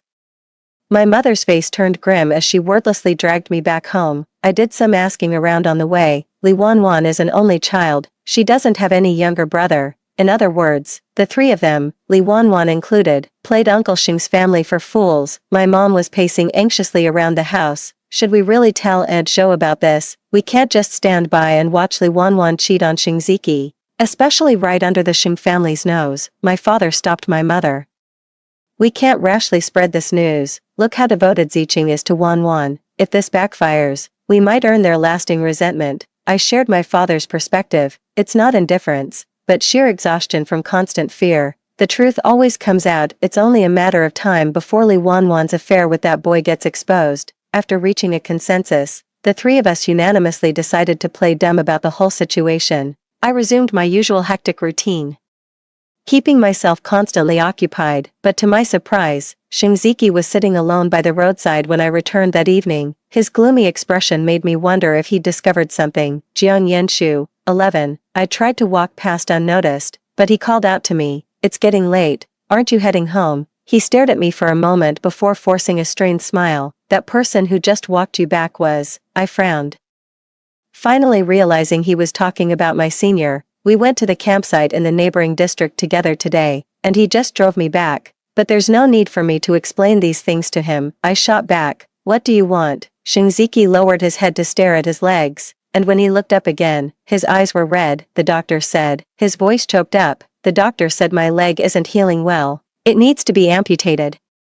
I raised an eyebrow but stayed silent. This was exactly what I'd expected. After all, when he took me from my parents in our past life, I ended up in the ICU for 2 days with an infection too. It's only natural that the condition worsens without proper care, but I just brushed it off with, Is that so? Get some rest. It's getting late. I should head back now. I turned to leave, but Xing Ziki caught me by the wrist. I jerked my hand away as if electrocuted. Feeling thoroughly repulsed from head to toe, spit it out. My tone was sharp, yet Xing Ziki's eyes glistened with unshed tears. Jiang Yenshu, why are you being so cold to me now? I was momentarily speechless, my brows knitting together involuntarily. Xing Ziki, you're engaged now. Have some self-respect. I may be engaged, but I can still call it off for you. I had no idea what sudden madness possessed him. Xing Ziki's emotions suddenly surged, his fingers gripping the wheelchair armrests with white-knuckled intensity. Jiang Yenshu, where were you the day of my car accident? At the exact moment the crash happened, didn't you see it? My heart sank as I noticed Xing Ziki's expression shift abruptly. Just as I expected, he said again, If you had saved me back then, would our lives be different now? I wouldn't have to spend my days in this wheelchair. Hearing this, I was certain he'd also been reborn. Fine then. Finally, don't have to keep pretending anymore. I tore off his hypocritical mask. Of course it's different. When I saved you, I became the one who got into the car accident. By then you'll go to college, become a professor, achieve all these research accomplishments, while I'll just be that scheming woman who saved you to demand repayment. With every word I spoke, Xing Ziki's face grew paler. He stared at me in shock, his words stumbling out haltingly. Jiang Yenshu, you've been reborn just like me, haven't you? Seeing this reincarnated Xing Ziki before me, waves of hatred surged in my heart. Instead of obsessing over this, why don't you go home and take a good look at that cuckold's hat on your head in the mirror? I walked straight into the house without looking back. Xing Ziki loved Li Wanwan to the core, tolerating almost everything for her. But would a man like that really let his woman cheat on him? I was hoping for some commotion next door. 12. But after my shower, only Uncle Xing and Aunt Zhou showed up at home. I asked pointedly, what are Xing Ziki and Li Wanwan up to? Aunt Zhou shook her head. Ziki's acting strange tonight, said it's been ages since we hung out with you guys, practically pushed us out the door to come over. I stayed silent, just staring through the glass partition at the neighbors. What's Ziki really up to? Uncle Xing and Aunt Zhou were making small talk with my parents, the conversation drifting aimlessly. But when I turned around absent-mindedly, thick smoke was suddenly billowing from the neighboring house. I froze for a moment before realizing Ziki's intention. He chose the same way to die as in his past life. Uncle, Aunt, look, is something wrong with your house? They sprang to their feet at the sight of thick smoke and bolted home. But Ziki had made up his mind. When the door opened, the entire house was already engulfed in flames. Faint sobs and cries for help could still be heard. Aunt Zhou was so frantic she nearly passed out, while Uncle Xing tried everything to find water to put out the fire, but to no avail. My dad did call 119 immediately though, but it was too late. By the time firefighters arrived, the blaze had already consumed most of the house. Supporting Aunt Zhou as we stepped inside, she broke down at the sight of her home in complete ruins. I've never done anything wrong in my life. Why must I be punished like this? Ziki, my son, sobbing. Firefighters pulled several bodies from the blaze, all charred beyond recognition. Uncle Xing's legs gave way as he collapsed to his knees. How could everything go so wrong so suddenly? The room fell into complete silence, broken only by muffled sobs. But moments later, Uncle Xing's phone suddenly pinged. It's a message from our son. Mom, Dad, it's Ziqiao. I've been unfilial, stubbornly rebelling to chase after that wretched Li Wanwan, wasting all your hard-earned money. In that critical moment I happened to witness. After growing up together for over a decade, I didn't have time to think. I just rushed forward and pushed him away. Those two kept having affairs in my bed while I was asleep. Mom, Dad, I just can't take it anymore. If there's a next life, your son will repay you even if it means serving as your ox or horse. Aunt Zhou and Uncle Xing were sobbing uncontrollably, while my parents exchanged bewildered glances. The bodies were burned beyond recognition, so they had to be buried together. After arranging Ziki's funeral, Aunt Zhou fell seriously ill. The only consolation was that while we lost people, the money was secured. The little remained of their savings. It was enough for the elderly couple's retirement. After the semester started, I went back to school. My mom keeps using Ziki as a cautionary tale, warning me not to lose my head over romance. I facepalmed in exasperation. Been there. Done that. I'm never making the same mistake again in this lifetime. I'm completely devoted to academia, almost obsessively chasing name recognition. My roommates all called me a freak. Give us mortals a break, will you? How many research papers have you published already? E&D. Next story. After 7 years of marriage, Jiangqing finally asked for a divorce over a mistress. He said, Su Huan. She is different from other girls. She remained a virgin for me. I nodded silently. I suppressed my inner excitement, afraid that it might be seen. Heaven knows, if he didn't bring up the divorce any sooner, I would have been unable to hold back. Last night, the hot-tempered prince used 800 different positions to force me to make him my official boyfriend, and my whole body is still trembling uncontrollably. 1. When I took the divorce agreement from Jiangqing, my whole body was trembling. Su Huan. I'm sorry to you, Jiangqing, seeing me trembling uncontrollably. Said helplessly, this girl remained a virgin for me. I need to give her a status. I understand. I nodded. My body still couldn't be controlled. It kept shaking, especially my legs. They were shaking like a sieve, but I was completely unaware, and I was very seriously looking at the content of the divorce agreement. My marriage to Jiangqing lasted 7 years. We were childhood friends, got into a relationship in high school, and got married right after college. At the wedding, Jiangqing cried like a dog, saying that he was lucky enough to be able to marry me, but in the 3rd year of our marriage, he had someone else. The first time I found out, he was very nervous and begged me for forgiveness. I forgave him, so there were the 2nd, 3rd, and nth times, but he said that no matter how he played outside, his wife would always be me. But this time, he finally proposed to me for a little canary. I have met that girl. She's just 20 years old, very delicate. She likes to call Jiangqing at midnight, and as soon as she calls, she cries. She cries so much that Jiangqing's heart is broken. To comfort the girl, Jiangqing spends more and more time away from home. Today he suddenly came back, which surprised me a lot. What if we met? That would be embarrassing, too. I started having someone else a year ago. Jiangqing doesn't know. It's not that I intentionally kept it a secret, he just hasn't paid attention to me for a long time, or, he truly doesn't think I would betray him. I heard him on the phone with a friend, Su Huan. She can't get away from me, even if I'm out there doing whatever, she will still be waiting at home for me. At that moment, I suddenly started reflecting on myself. Why can he? Why can't I? Why can he casually say, it's normal for men to have affairs outside, but I can't? Pain leads to reflection, so, I bravely broke free from the chains of marriage. The first person I cheated with was Hua Wenxiu, the heir of the Hua family. That night he was fighting in a bar, and I was watching the commotion from the side. As a bystander, I just made a comment, young people have such a short temper, but he caught me. Auntie, my temper on the bed is even stronger, want to try? I looked at his face, which was full of bruises but still handsome, and his well-defined chest muscles and round, firm buttocks. I dared to spend a night with him, but once I did, I couldn't get rid of him. Hua Wenxiu's clingy behavior was even worse than Jiang Qing's little canary. At first, he was only clinging to me in bed, gradually starting to be overbearing. He really wants me to give him a formal status. Just like last night, this prince came to my house in the middle of the night, acting as if he had taken the wrong medicine, and forced me to make it official. I didn't give in, and he dragged me through the whole night. If it wasn't for him having to go on a business trip this morning, it might have collided with Jiangqing. 3. Jiangqing's phone has been ringing non-stop. His little canary has already been unable to hold back and has called several times. The sound was a bit loud, and I could hear it. On the other end, he was crying and arguing. Why is it taking so long to get a divorce? Is the other party not agreeing?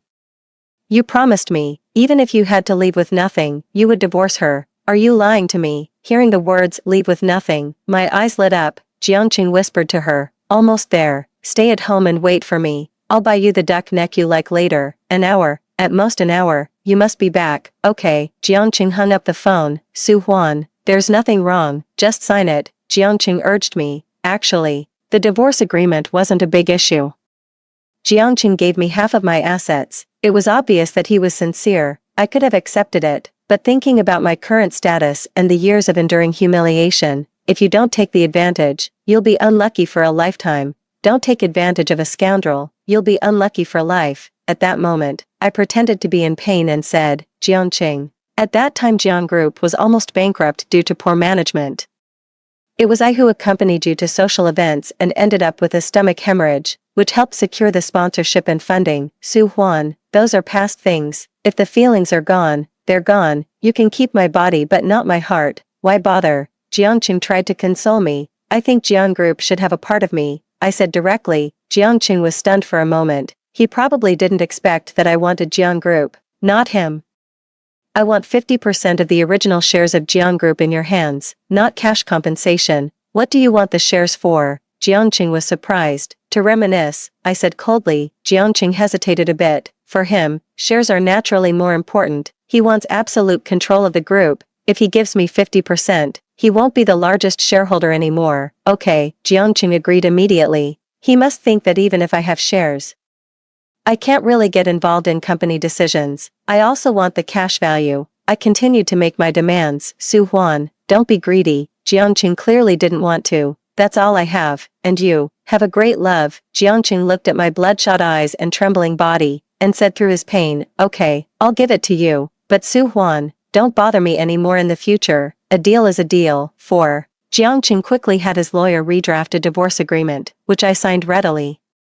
I got into his car and went to the civil affairs office. As I opened the passenger side door, I saw a few big characters stuck on it. This princess's seat, everyone else step aside. It was obviously not me who put them there. Jiangqing also noticed it and explained, that girl is just being playful. It's okay, I'll sit in the back. The whole trip was quiet. Jiangqing suddenly asked me, why aren't you talking? I'm reading the WeChat message that Hua Wenxiu sent me. He just got off the plane and is bombarding me with messages. Safe landing. I miss you. Do you miss me? Every second away from you is torment. Wait for me to come back and transfer it properly. Okay, what's so good about Jiangqing? That rotten cucumber. He's not as handsome as me, not as rich, not as young, and not as physically fit. Su Huan, Jiangqing's voice was a bit loud. I frowned and said, what's wrong? Who are you talking to? Can't you hear me speaking? Do you have something to say? I was surprised. After the divorce, if you have any difficulties, you can come to me. After all, we were married, and I'm not that heartless. Jiangqing said impatiently again. Okay, I nodded and agreed. The car fell into silence again. Jiangqing couldn't help but say again, don't you have anything to say to me? Then I wish you and her a long and lasting relationship, I said. You don't need to pretend in front of me. Jiangqing said generously, no pretense, a prostitute with a dog. A long and lasting relationship, Jiangqing suddenly said kindly. Su Huan, you should go out and see the outside world more. Your life is too narrow. Haven't you noticed you don't have many friends? If you do this, after we get divorced, will you be able to find another partner? I laughed and said, after we're divorced, my matters don't need your concern. I'm worried about you being alone, no one to take care of you. For so many years, haven't I always been alone? I said sarcastically. Jiangqing naturally understood my sarcasm. He paused for a moment and said, what I mean is, I have many friends. Should I introduce you to some? Sure, why not? I said generously. Jiangqing was somewhat stunned, then said, okay, I'll introduce you to someone good later. After arriving at the Civil Affairs office, we quickly processed the divorce registration. When leaving, Jiangqing said he would send me, but couldn't resist his little canary's urging, and left in a hurry. I looked up at the blue sky and white clouds, finally feeling what it means to be like reborn. After more than 20 years of relationship, it really vanished in an instant. 5. I didn't tell Hu Wenxiu that I had registered for divorce with Jiangqing. I can't explain why, or maybe I never really thought about giving Hu Wenxiu a status. We can play around, but that's it. I won't make the same mistake again. But Jiangqing's little canary is already eager to take action. She posted on her social media on the 5th day after we registered our divorce, declaring her ownership. We became WeChat friends back then, and it was the canary who initiated it. I initially refused, but I couldn't resist her persistence. One day, I accidentally accepted it. Her caption was, choose one Qing to spend the rest of your life with, meet one person to grow old with. The photo below is a picture of her and Jiangqing holding hands, both wearing the same pair of matching rings. Coincidentally that day, I and Jiangqing's mutual friend had a birthday, and we both went. Jiangqing brought the little canary with him. Before I arrived, I heard a group of people laughing and talking in the private room. When are the two of you going to have a wedding, by the way? Did Su Huan really agree to the divorce? I thought she was really crazy about you, always revolving around you. How did you manage to persuade Su Huan not to cling to you? Teach us, buddy. Jiangqing had not yet spoken. I answered confidently, equal property distribution. A group of people looked at me appearing, and they were somewhat embarrassed. The friends celebrating the birthday quickly diffused the situation, inviting everyone to the table. I was quite at ease. The little goldfinch kept looking at me. Her eyes were full of provocation. Finally, she could not hold back any longer and stood up. Madam Su, Jiangqing has suffered a lot to divorce you. I don't mind that, but I just hope you won't bother Jiangqing anymore. I'll drink first. After saying that, she drank the glass of wine in her hand. I didn't respond. The little canary looked a bit unhappy. Su Jia, you and Jiangqing are divorced. Does that mean you still have feelings for him? Enough.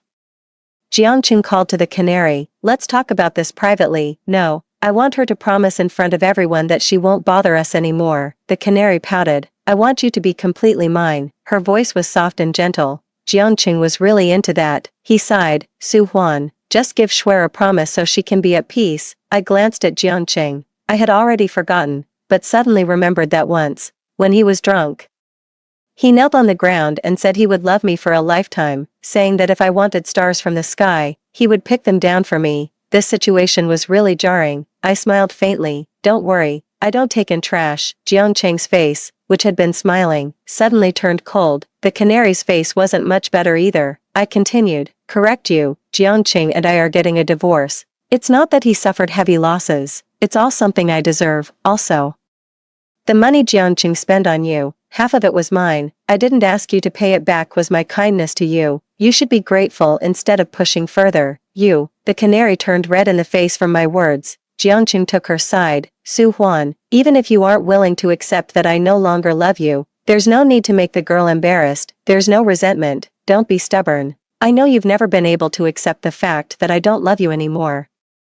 The door suddenly opened. A familiar voice said, sorry, I'm late. 6. Seeing Hu Wenxiu at this moment, I was a bit surprised. Isn't it said that this business trip would take about 10 days? It's only been a few days. Others were also drawn to his arrival. The host was exceptionally enthusiastic. Mr. Hu's visit is truly an honor for me. Please sit here. Saying that, he tried to let Hu Wenxiu sit in the main seat. Everyone also showed respect to Hu Wenxiu. In this circle, Hu Wenxiu is considered a higher-level second-generation rich person than them. Naturally, they had to flatter him. No need to be polite. I can just sit here. Hu Wenxiu directly went to my side. I didn't even dare to look at him directly, afraid he might do something outrageous. Yes, yes. The host quickly beckoned the server to add another seat. I instinctively moved to the side. The chair was pulled by Hu Wenxiu. I turned back to look at him, looking at him.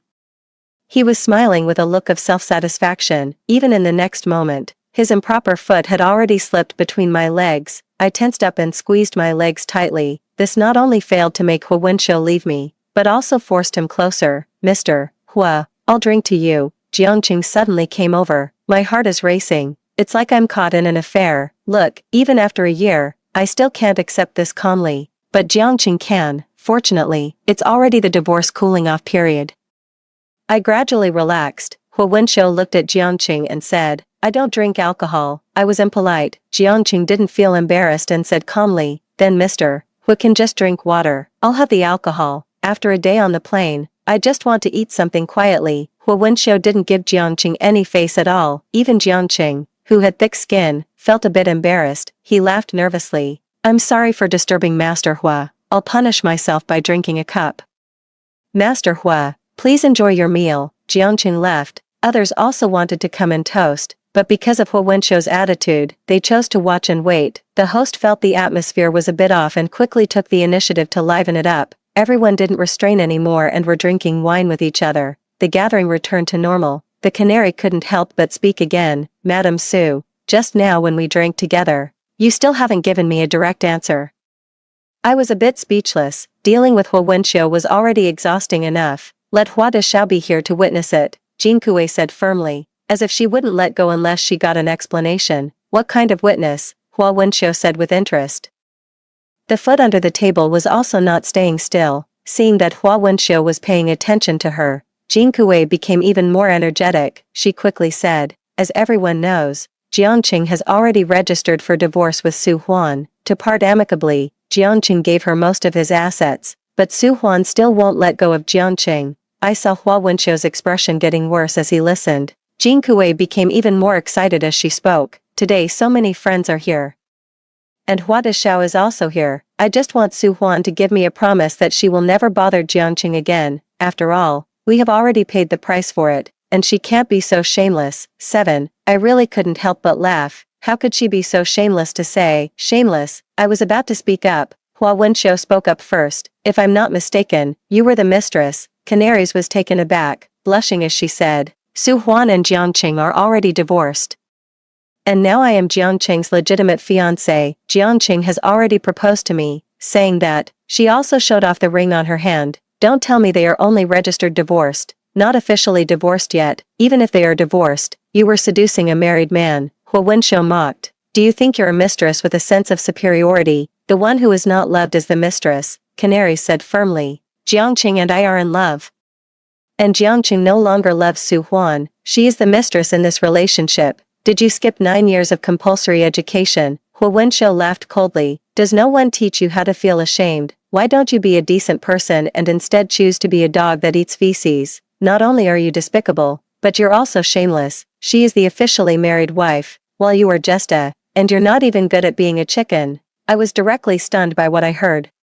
Is there a possibility that you're also yourself? Canaries was speechless, her eyes red, and she cried, You, how could you say that about me? As a mistress, you should have the self-discipline of a mistress. Hu Wenxiu didn't even pay attention to Canaries, and kept ranting. You should listen when someone scolds you, endure when someone exposes you in public, and lower your head in front of the law. Look at you now. You not only failed to manage your hidden identity, but you also act like a clown in broad daylight. You're not actively taking off your clothes for people to see. Oh, almost forgot. The mistress is really good at taking off her clothes. Is that what you're saying about yourself? This person can be really harsh, even to themselves. I was speechless. The canary was actually made to cry. Jiangqing was visibly angry next to him, but held back due to Hu Wenxiu's face. The canary cried even more, looking pitiful. Jiangqing.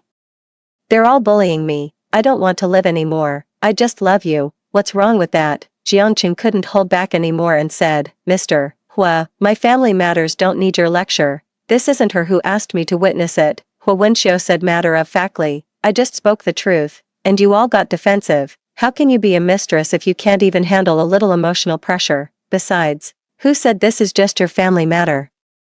Hu Wenshou hadn't finished speaking yet. Ah, I suddenly shouted. Everyone looked at me in surprise. I accidentally bit my tongue. I made up an excuse, of course, to stop Hu Wenshou from speaking recklessly. I'm going to the restroom. 8. I got up and left. I also expected Hu Wenxui to follow me. Sure enough, as soon as I left the private room and entered the restroom, I hadn't even had time to lock the door when Hu Wenshou squeezed in. The next moment, I was tightly pressed against the wall and couldn't move. Open your mouth and let me see. Hu Wenshou lowered his body, his hot breath brushing against my face. I could feel his obvious restlessness even through his clothes. I shook my head violently. Be good, don't make me do something indecent. Hu Wenshou's sexy lips were almost touching mine. What are you going to do? My body shivered. I thought he was going to force a kiss on me. But I didn't expect him to take my hand and put it inside his clothes, then keep moving it down. Hu Wenshou never forces me, but he can still make me comply willingly. I only truly understood Jiang Cheng's happiness this past year. Wild flowers are more fragrant than cultivated ones. Quite a lot. Why didn't you tell me you've registered for divorce with Jiang Cheng? Hu Wenshou's voice was hoarse, his teeth nipping at my ear. Is that why you came back so many days early? Did you plan to give me a surprise? Hu Wenshou obviously knew. His eyes were bright. That's not exactly it. Just don't want to take responsibility. Why did you stop me from speaking? Hu Wenshou obviously knew I was lying. Aren't you the one who said that a mistress should have self-discipline? I was a bit out of breath. Your current status is a bit hard to be seen in the open, so when are you going to make me official? Hu Wenshou's voice rose at the end, extremely seductive. So I couldn't resist. I leaned down and kissed Hu Wenshou. Hu Wenshou couldn't take it anymore, and immediately forgot about the recent incident. Of course, we didn't actually do anything here, but when we left, my lips were bitten and broken. I also accidentally met Jiangqing in the corridor outside. It looked like he was waiting for me on purpose. Su Huan, have you had enough? Jiangqing coldly asked me. Ha. I laughed in anger. Jiangqing, do you understand who was causing trouble tonight? Why bother with a little girl? How old are you? How old is she? Is it worth it? It's not worth it. I nodded. Then go apologize to Schwer. I muttered. Why should I quarrel with a chicken? So I didn't say a word tonight. Su Huan, you've gone too far. Jiang Cheng's face suddenly changed. You being like this will only make me hate you more. Does it matter if I like or dislike you? I was a bit confused. Divorced. Then we are unrelated. Who still cares about the other person's feelings?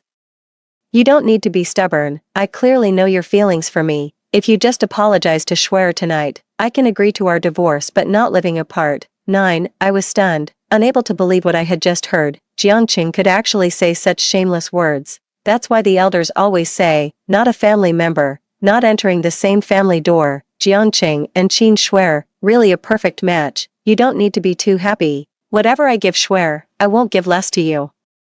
Even if I don't have feelings for you, I will take responsibility for you all the way, Jiangqing said firmly. I couldn't say a word for a long time. I first realized that although I have known Jiangqing for over 20 years, I seem to not know him at all. Jiangqing, how do you think I would give up being a proper wife to become a mistress? How bad do I have to be? I asked him with a laugh. I tried to keep my voice calm. I must give Schwer a proper status. You can only be, Jiangqing said with a determined attitude. Why should I myself, Su Huan, know when to stop? To be precise, why must I revolve around you, Jiangqing? If I can't be your wife, then I have to be your mistress. Are you a RMB? Do I have no choice but to be yours? Or is it that all men in the world are dead? I am trying to part amicably, and at most, I don't want to make things too awkward with Jiangqing over the property, but some people really have no sense of boundaries. Jiangqing was so angry his face turned red. Su Huan, you'd better not regret what you said today. I won't regret it. I didn't hesitate at all, and added, also, don't forget, 25 days later, we'll go to the Civil Affairs office to get our divorce certificate. I will never forget. Don't try to play tricks, Jiangqing said through gritted teeth. Okay. I left a sentence and walked away. I had taken 2 steps when I saw Qin Schwer rushing to find Jiangqing. When she saw me, she immediately exploded. Su Huan, you were alone with Jiangqing. What did you two do? Why is your lip broken? Did Jiangqing bite you? I pressed my lips, and then remembered that my lip had been bitten by Hu Wenshou just now. I felt a bit angry. It was clearly intentional. Afraid that others wouldn't know I have someone outside, I said angrily, a dog bit me.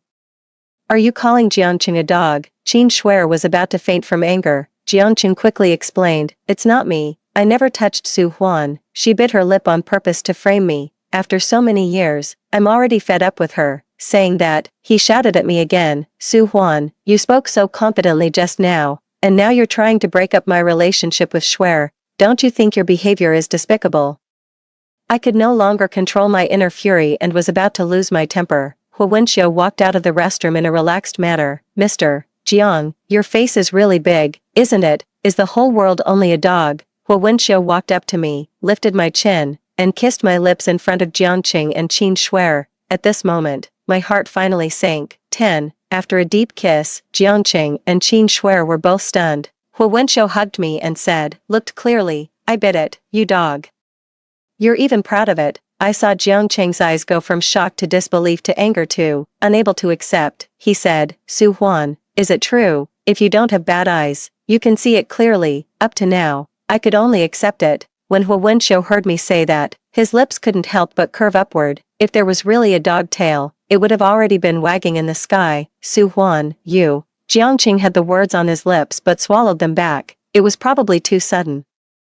And he couldn't organize his words for a moment. I didn't need to explain too much to him. He was a veteran, and could understand. I pulled Hu Wenxiu away. As I left, I suddenly turned back and looked at Qin Shuer. Qin Shuer felt my gaze and immediately straightened her posture. At that moment, I inexplicably felt a bit guilty. We were both mistresses. Why could Qin Shuer be so confident and justified, while Hu Wenxiu had to be so suppressed? Thought for a moment. Hu Wenxiu was indeed a man with self-cultivation who was an adulterer. What are you looking at? Qin Shuer said angrily when I didn't say anything. You can be proud of your youth, but Jiangqing can't, I said with a smile. After all, they're things I've grown tired of, and you're just starting to get addicted to them. This time, I pulled Hu Wenxiu and left without looking back. I heard Qin Shuer's sharp cry behind me. What's Su Huan so proud of? She's a middle-aged woman who can't even keep her own husband. What right does she have to be so arrogant? Jiangqing, you must take my side and get me even for this humiliation. I've been with you honestly. I'm not here to be humiliated. Honestly, how ironic. Neither I nor Hu Wenxiu went back to the birthday party. We just left by car. In the car, Hu Wenxiu cautiously asked me, are you angry? No. I know Hu Wenxiu was just trying to help me take revenge. Besides, since it's already done, there's nothing to be ashamed of. Can I pay you back with meat? He asked me pitifully. My current state was clearly a bit heavy-hearted. I'm not really angry at him, I was thinking. How could I not be responsible for him? I turned back and met his close-up handsome face, then looked down at his chest, which was exposed with all his shirt buttons undone. The words no were on my lips, but I just couldn't say them. A man really affects my ability to draw my sword.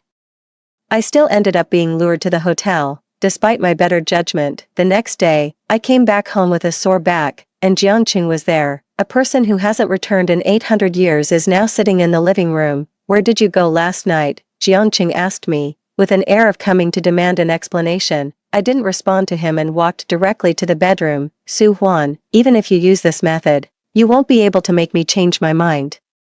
Don't have unrealistic expectations, Jiangqing coldly reminded. So up to now, Jiangqing still thinks I can't let go of him. I stopped and laughed lightly. Then why did you come back today? 11. Jiangqing spoke resolutely. We were husband and wife. I don't want you to degrade yourself. People like you who haven't seen much of the world are too easy to be deceived. Too easy to be deceived by men. I know men's psychology well. Jiang Wenxiu and you are just playing around. There's absolutely no future between you two. I stared straight at Jiangqing. You and Qin Shuer's relationship is pretty good, isn't it? Can you compare to Shuer? Jiangqing was very excited. Shuer is young and beautiful, pure in body and mind. But what about you? You're almost 30, and you've been married before. Which man would want a second-hand item, especially Zhang's family's prince, who is even 5 years younger than you? You're just begging for humiliation. So in your opinion, I'll never have a man want me again, and you still want to divorce me, ruining my whole life? I laughed coldly. I said, we can get divorced but still live under the same roof. Although we no longer have a marital relationship, I can take care of you for the rest of your life. Just don't degrade yourself like this anymore. I really felt disgusted. I said, Jiangqing, who do you think you are to forgive me? You've been with Qin Shuer and so many women like her. And you have no right to hold me accountable. Am I a second-hand item? Then what are you? A trash? I'm a man and a woman can't be the same. Jiangqing was furious. It seems that the ones who slipped through 9 years of compulsory education are not only Qin Shuer, but also you. You don't need to lecture me with all this philosophy. Su Huan, at the end of the day, this society is like this. Men and women are born with different social status. What's the use of your higher education? It's just to marry better. I have to admit, at this moment, I was really speechless by Jiangqing. Maybe, if I say another word to him now, I would feel offended. I began to examine him, and also examine myself. Maybe I was blind back then. Or maybe a person really can change into something so disgusting, Jiangqing said.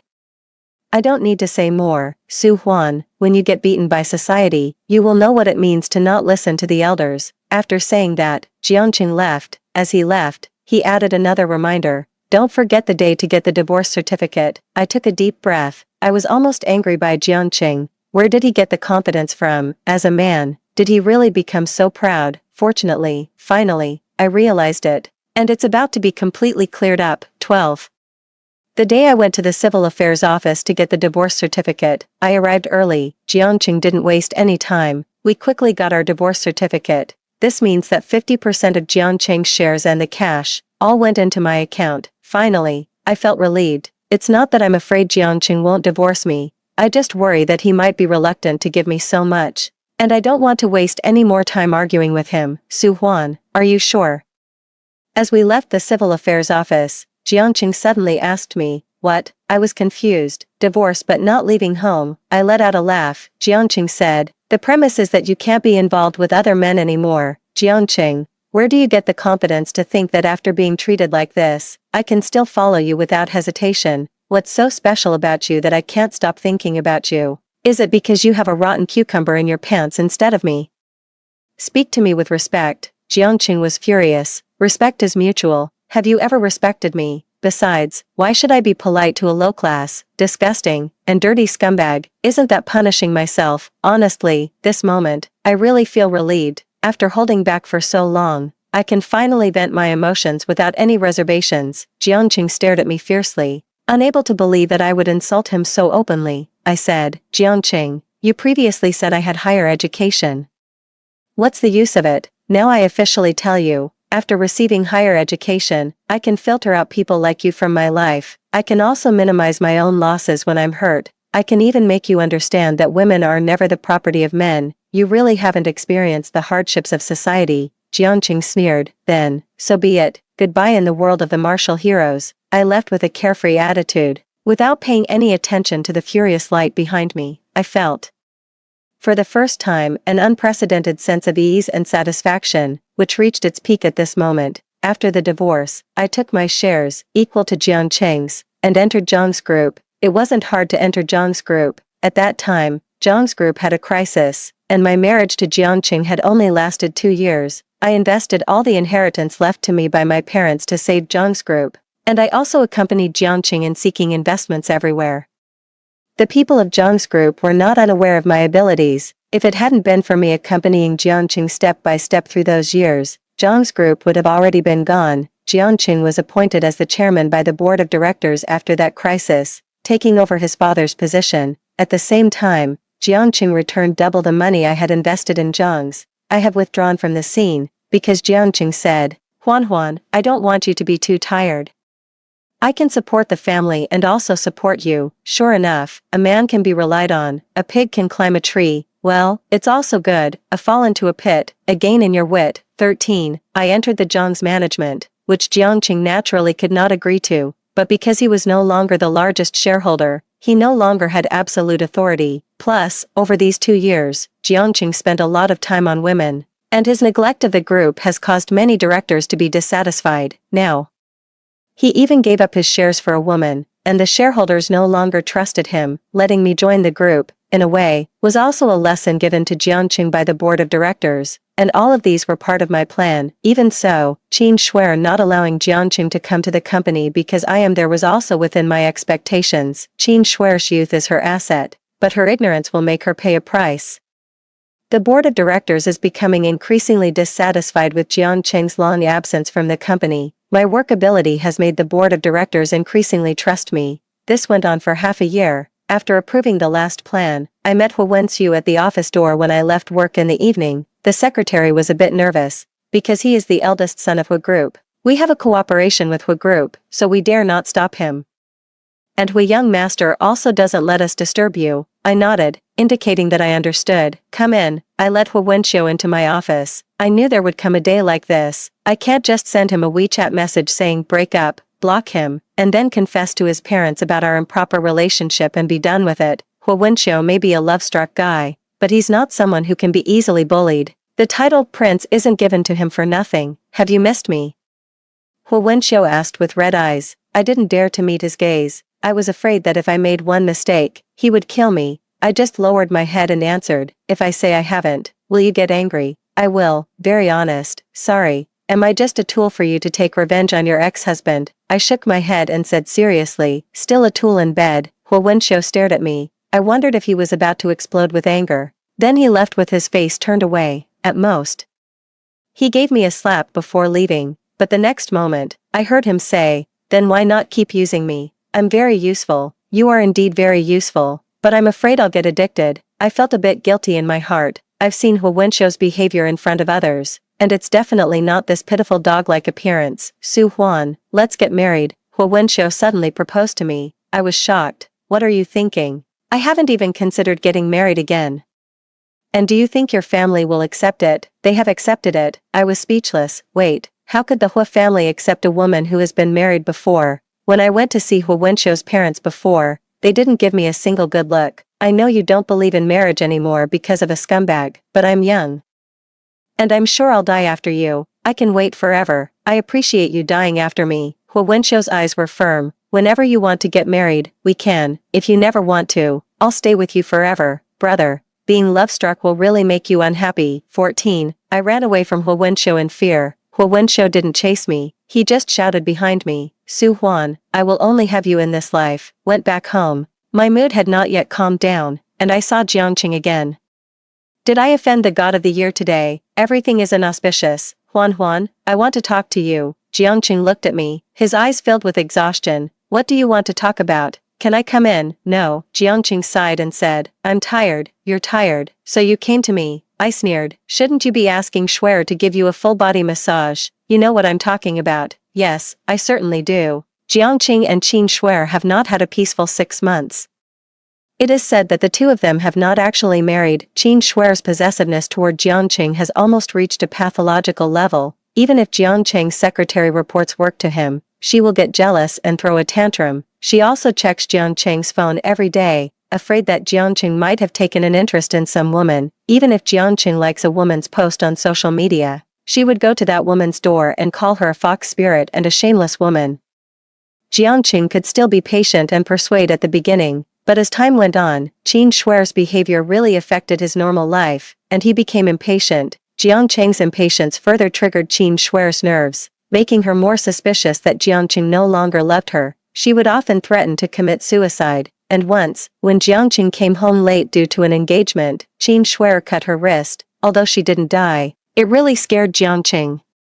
It also alarmed Qin Schwer's family. Her family was also very aggressive towards Jiangqing, saying that Qin Schwer, a pure and innocent girl, was following him, a divorced man, and if he dared to be bad to Qin Schwer, they would not let him go. Jiangqing was worried every day that Qin Schwer would cause trouble, and he was always afraid that her family would come to cause trouble, and he was in a state of nervous exhaustion every day. Not tired, that's impossible. But isn't this all his own fault? Isn't it just because he was so infatuated with the vitality of a young girl? Let's get back together. Jiangqing took a deep breath, as if he had made a big decision before speaking. So, is today a good day for marriage? I will take care of my relationship with Qin Schwer, and it won't cause any trouble for our marriage. Jiangqing, you really are despicable. I cut him off. Jiangqing's eyes narrowed. You must have heard some rumors, right? You'll be removed from your position at tomorrow's board meeting. I directly exposed his scheming. Jiangqing didn't deny it, and explained, it's not related to this. I really want to start over with you. Do you think I'll believe you? Although we divorced, I never married Qin Schwer. I kept our feelings alive, whether you believe it or not. After we divorced, I truly realized that the person I loved was you. I don't believe you. I admit that I divorced you back then. It was my mistake, my foolishness. Qin Shuer has been pure and loyal to me. As a man, I should give her an explanation. Jiangqing. I really didn't want to hear his nonsense. Who isn't clean and pure? My first time. Did I really give it to a dog? 15. Jiangqing was speechless. Stop pretending. I don't even believe the punctuation of what you're saying now. I turned around to go home. Jiangqing grabbed me. Su Huan. Let me say I was wrong before. I have been regretting it since the day we divorced. I still can't understand how we ended up like this. You've thought it through very clearly. I cut straight to the point. You know very well the cost of your mistakes. You thought I could tolerate all those women you had outside, and I would also accept you remarrying after divorcing me. You assumed that since my parents died in an accident, my whole world was only you. So you gave me money and shares. Anyway, as long as you want, you can take them back anytime. But Qingyue really gave you a different kind of happiness. You play with the little girl, and if it goes well, you keep playing with her. If it doesn't, you just discard her. But now you suddenly realize that you've lost control of both sides, and you're getting nervous and scared, so you're desperate to go back to the way things were. But Jiangqing, don't be so self-centered. You're not so excellent that all the women in the world have to revolve around you. Jiangqing wanted to argue back. I interrupted him again. Don't talk about a woman's chastity. The new China has been established for 75 years. Patriarchy is just the self-righteousness of men, a self-deceiving excuse. But you weren't with Hu Wenxiu, were you? Jiangqing shouted. I checked. It was you who approached the Hu family and broke things off with Hu Wenxiu on your own. Does that mean I can't forget you? And I love you? I said, laughing in disbelief. Isn't that the case? Is there a possibility that I know there's no future between me and Hu Wenxiu, so I don't want to hold you back? After all, I've already wasted my best years on a dead end, and I can't learn a lesson from it. Jiangqing looked at me, speechless. I didn't have any interest in him either. When I was about to leave again, a familiar voice came from behind me. I knew it. You cut me off abruptly not because you don't love me, but because you're afraid my family wouldn't approve. I turned around and looked at Hu Wenxiu. Why are you here? After you left, I missed you, so I came to see you, Hu Wenxiu said honestly, staring directly at me. Don't you miss me? Everyone could understand how ambiguous that word miss was. Hu Wenxiu didn't even wait for my answer. He walked straight up to me and kissed me without a second's delay. That is to say, you can't see the big person right next to you. He kissed me for a long time, then turned to Jiangqing and said, How long are you going to watch? Don't you have any sense of propriety? If you keep watching the next scene, it will be illegal. Jiangqing, with red eyes, bit his teeth and left. As soon as he left, Hu Wenxiu couldn't hold back anymore. I rejected his affection. Hu Wenxiu, I didn't agree to get back together with you. Su Huan, I want. The reason I said it was due to your family situation was just an excuse to refuse that scumbag. This past 6 months, I'd been about to go crazy. Hu Wenxiu pulled my hand into his pocket. It needs you to comfort it properly. You didn't even listen to a single word I said, but I didn't hold out for long either. Who said I didn't suffer for these 6 months? 16. Through the unanimous decision of the board of directors, I obtained absolute management rights of Jiang Group. I also sidelined all the Jiang family members in the process. The board meeting ended. Jiangqing came to my office. He said, Huan, give me another chance. You're wasting our time. Did you know how painful it was for me to see you with Hu Wenxiu last night? I don't know, and it's none of my business. I couldn't sleep all night. I looked at him. So I'll grant you a leave. Go back and rest well. Su Huan, I really regret it, and I have realized who the person I truly love is. Don't make a fool of yourself, I said slowly and clearly. Jiangqing bit his lip. This is the leave form. I placed it in front of him. Fill in how long you want to take, then go to the Human Resources Department. Jiangqing looked at me, with a strange look, just like how I used to look at him. Strangely, even I doubted he was possessed by a demon. Jiangqing left in a wobbly manner, but after that, Jiangqing kept coming back to me to get back together, apologizing. I couldn't stand his persistence anymore, so I removed him from his position in the group through the board of directors, and he could only get dividends from now on. I also didn't allow the security guards to let him enter the Jiang Group building. Finally, he stopped. Not long after, I heard that Jiangqing was imprisoned. The reason was that he accidentally killed Qin Shuer. Qin Shuer couldn't accept Jiangqing breaking up with her. In the midst of a heated argument and struggle between two people, Jiangqing finally couldn't hold back and used the fruit knife on the coffee table to end Qin Shuer's life. Before his execution, Jiangqing asked to see me once. I went. The Jiangqing in front of me had completely lost his former glory, worn out, hollow, a living corpse. He probably never thought that just playing around with women would cost him his whole life. How could he have thrown his whole life away over this? He said, Su Huan, I don't regret killing Qin Shuer. If it weren't for her, we wouldn't have ended up like this. So, she deserved to die. Jiangqing, why are you still deceiving yourself? I laughed at him. The real culprit between us has always been you. If it weren't for Qin Shuer, I wouldn't have divorced you, and you would have always been my wife. It's bound to happen. If you don't bring it up, I will. Why? Jiangqing looked at me with teary eyes. Aren't you in love with me, Su Huan? Aren't you the one who has always loved me the most? Do you think saying love is appropriate now? Jiangqing was overwhelmed with tears. He looked at me and remained silent for a long time. It seemed he had calmed down. He asked me, Su Huan, when did you start not loving me? After you started being with Hu Wenxiu? No, I said directly. It started when I had the child in my belly. We had a child. When you first cheated on me, why didn't you tell me? Do you know? But you forgave me. You clearly forgave me that time. Jiangqing didn't believe. I didn't believe that time, so I didn't love him anymore. He said, if you hadn't forgiven me, why didn't you ask for a divorce back then? Because I needed to weigh the pros and cons. I couldn't let you get away with it so easily. I confessed. No, you're lying to me. If you didn't love me anymore back then, why didn't you leave me earlier? You must be lying, right? Jiangqing could never accept it. His long-cherished image of a happy marriage turned out to be a ruin. 17. I calmly told him, Jiangqing, I didn't ask for a divorce back then because I was clear that even if I divorced you, I wouldn't be able to quickly fall in love with someone else. For me, not divorcing you didn't hinder my life. Besides, would you have agreed to a divorce back then? You were just curious about the outside world, not really in love. Even if I pushed you hard, you might have agreed, but I wouldn't have gotten the property I wanted. You could have manipulated it, and I would have lost more than I gained. So, during our marriage, I collected evidence of your infidelity, checked your assets, transferred my own wealth, and even laid the groundwork for my future. It wasn't until this year that everything was settled. By the way, why did I commit infidelity last year? Because I'm not like you. I don't have such shameless courage. I needed a long period of psychological preparation to take this shameful step. It wasn't revenge, just a physical need. I watched Jiangqing, looking at his unrestrained pain. He said, so this year I won't mention divorce. You will, right? Yes. At that time, you already knew everything about the property division in the divorce agreement, so you knew I was serious about divorcing. And then you added more conditions to me. Yes.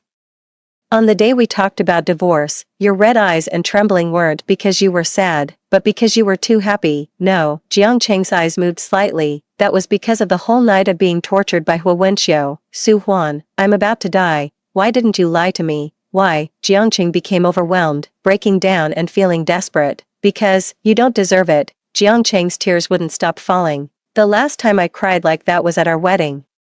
She loved calling Jiangqing in the middle of the night, and she would cry as soon as she called. Life is a cycle. I left without hesitation. At the prison gate, Hu Wenxiu was waiting for me. I found out later that the Hu family agreed to our relationship because Hu Wenxiu stopped being frivolous after being with me. He focused all his energy on making money to support his wife. That time the Hu family treated me badly. It wasn't because they looked down on my status, but because they didn't think Hu Wenxiu was worth it. And that's why they agreed to let me send Hu Wenxiu abroad. It was also part of their plan. They had already planned to send Hu Wenxiu abroad for training, but Hu Wenxiu refused to go no matter what, so they took this opportunity to send Hu Wenxiu abroad to open up the European market. If he succeeded, they would agree to let Hu Wenxiu be with me. Poor Hu Wenxiu. He had been kept in the dark all along. And he was even happy and didn't want to return. I helplessly watched Hu Wenxiu holding such a big bunch of red roses in his hands. This person is really desperate. Even at the prison gate he didn't miss the chance to propose to me. How to say, well,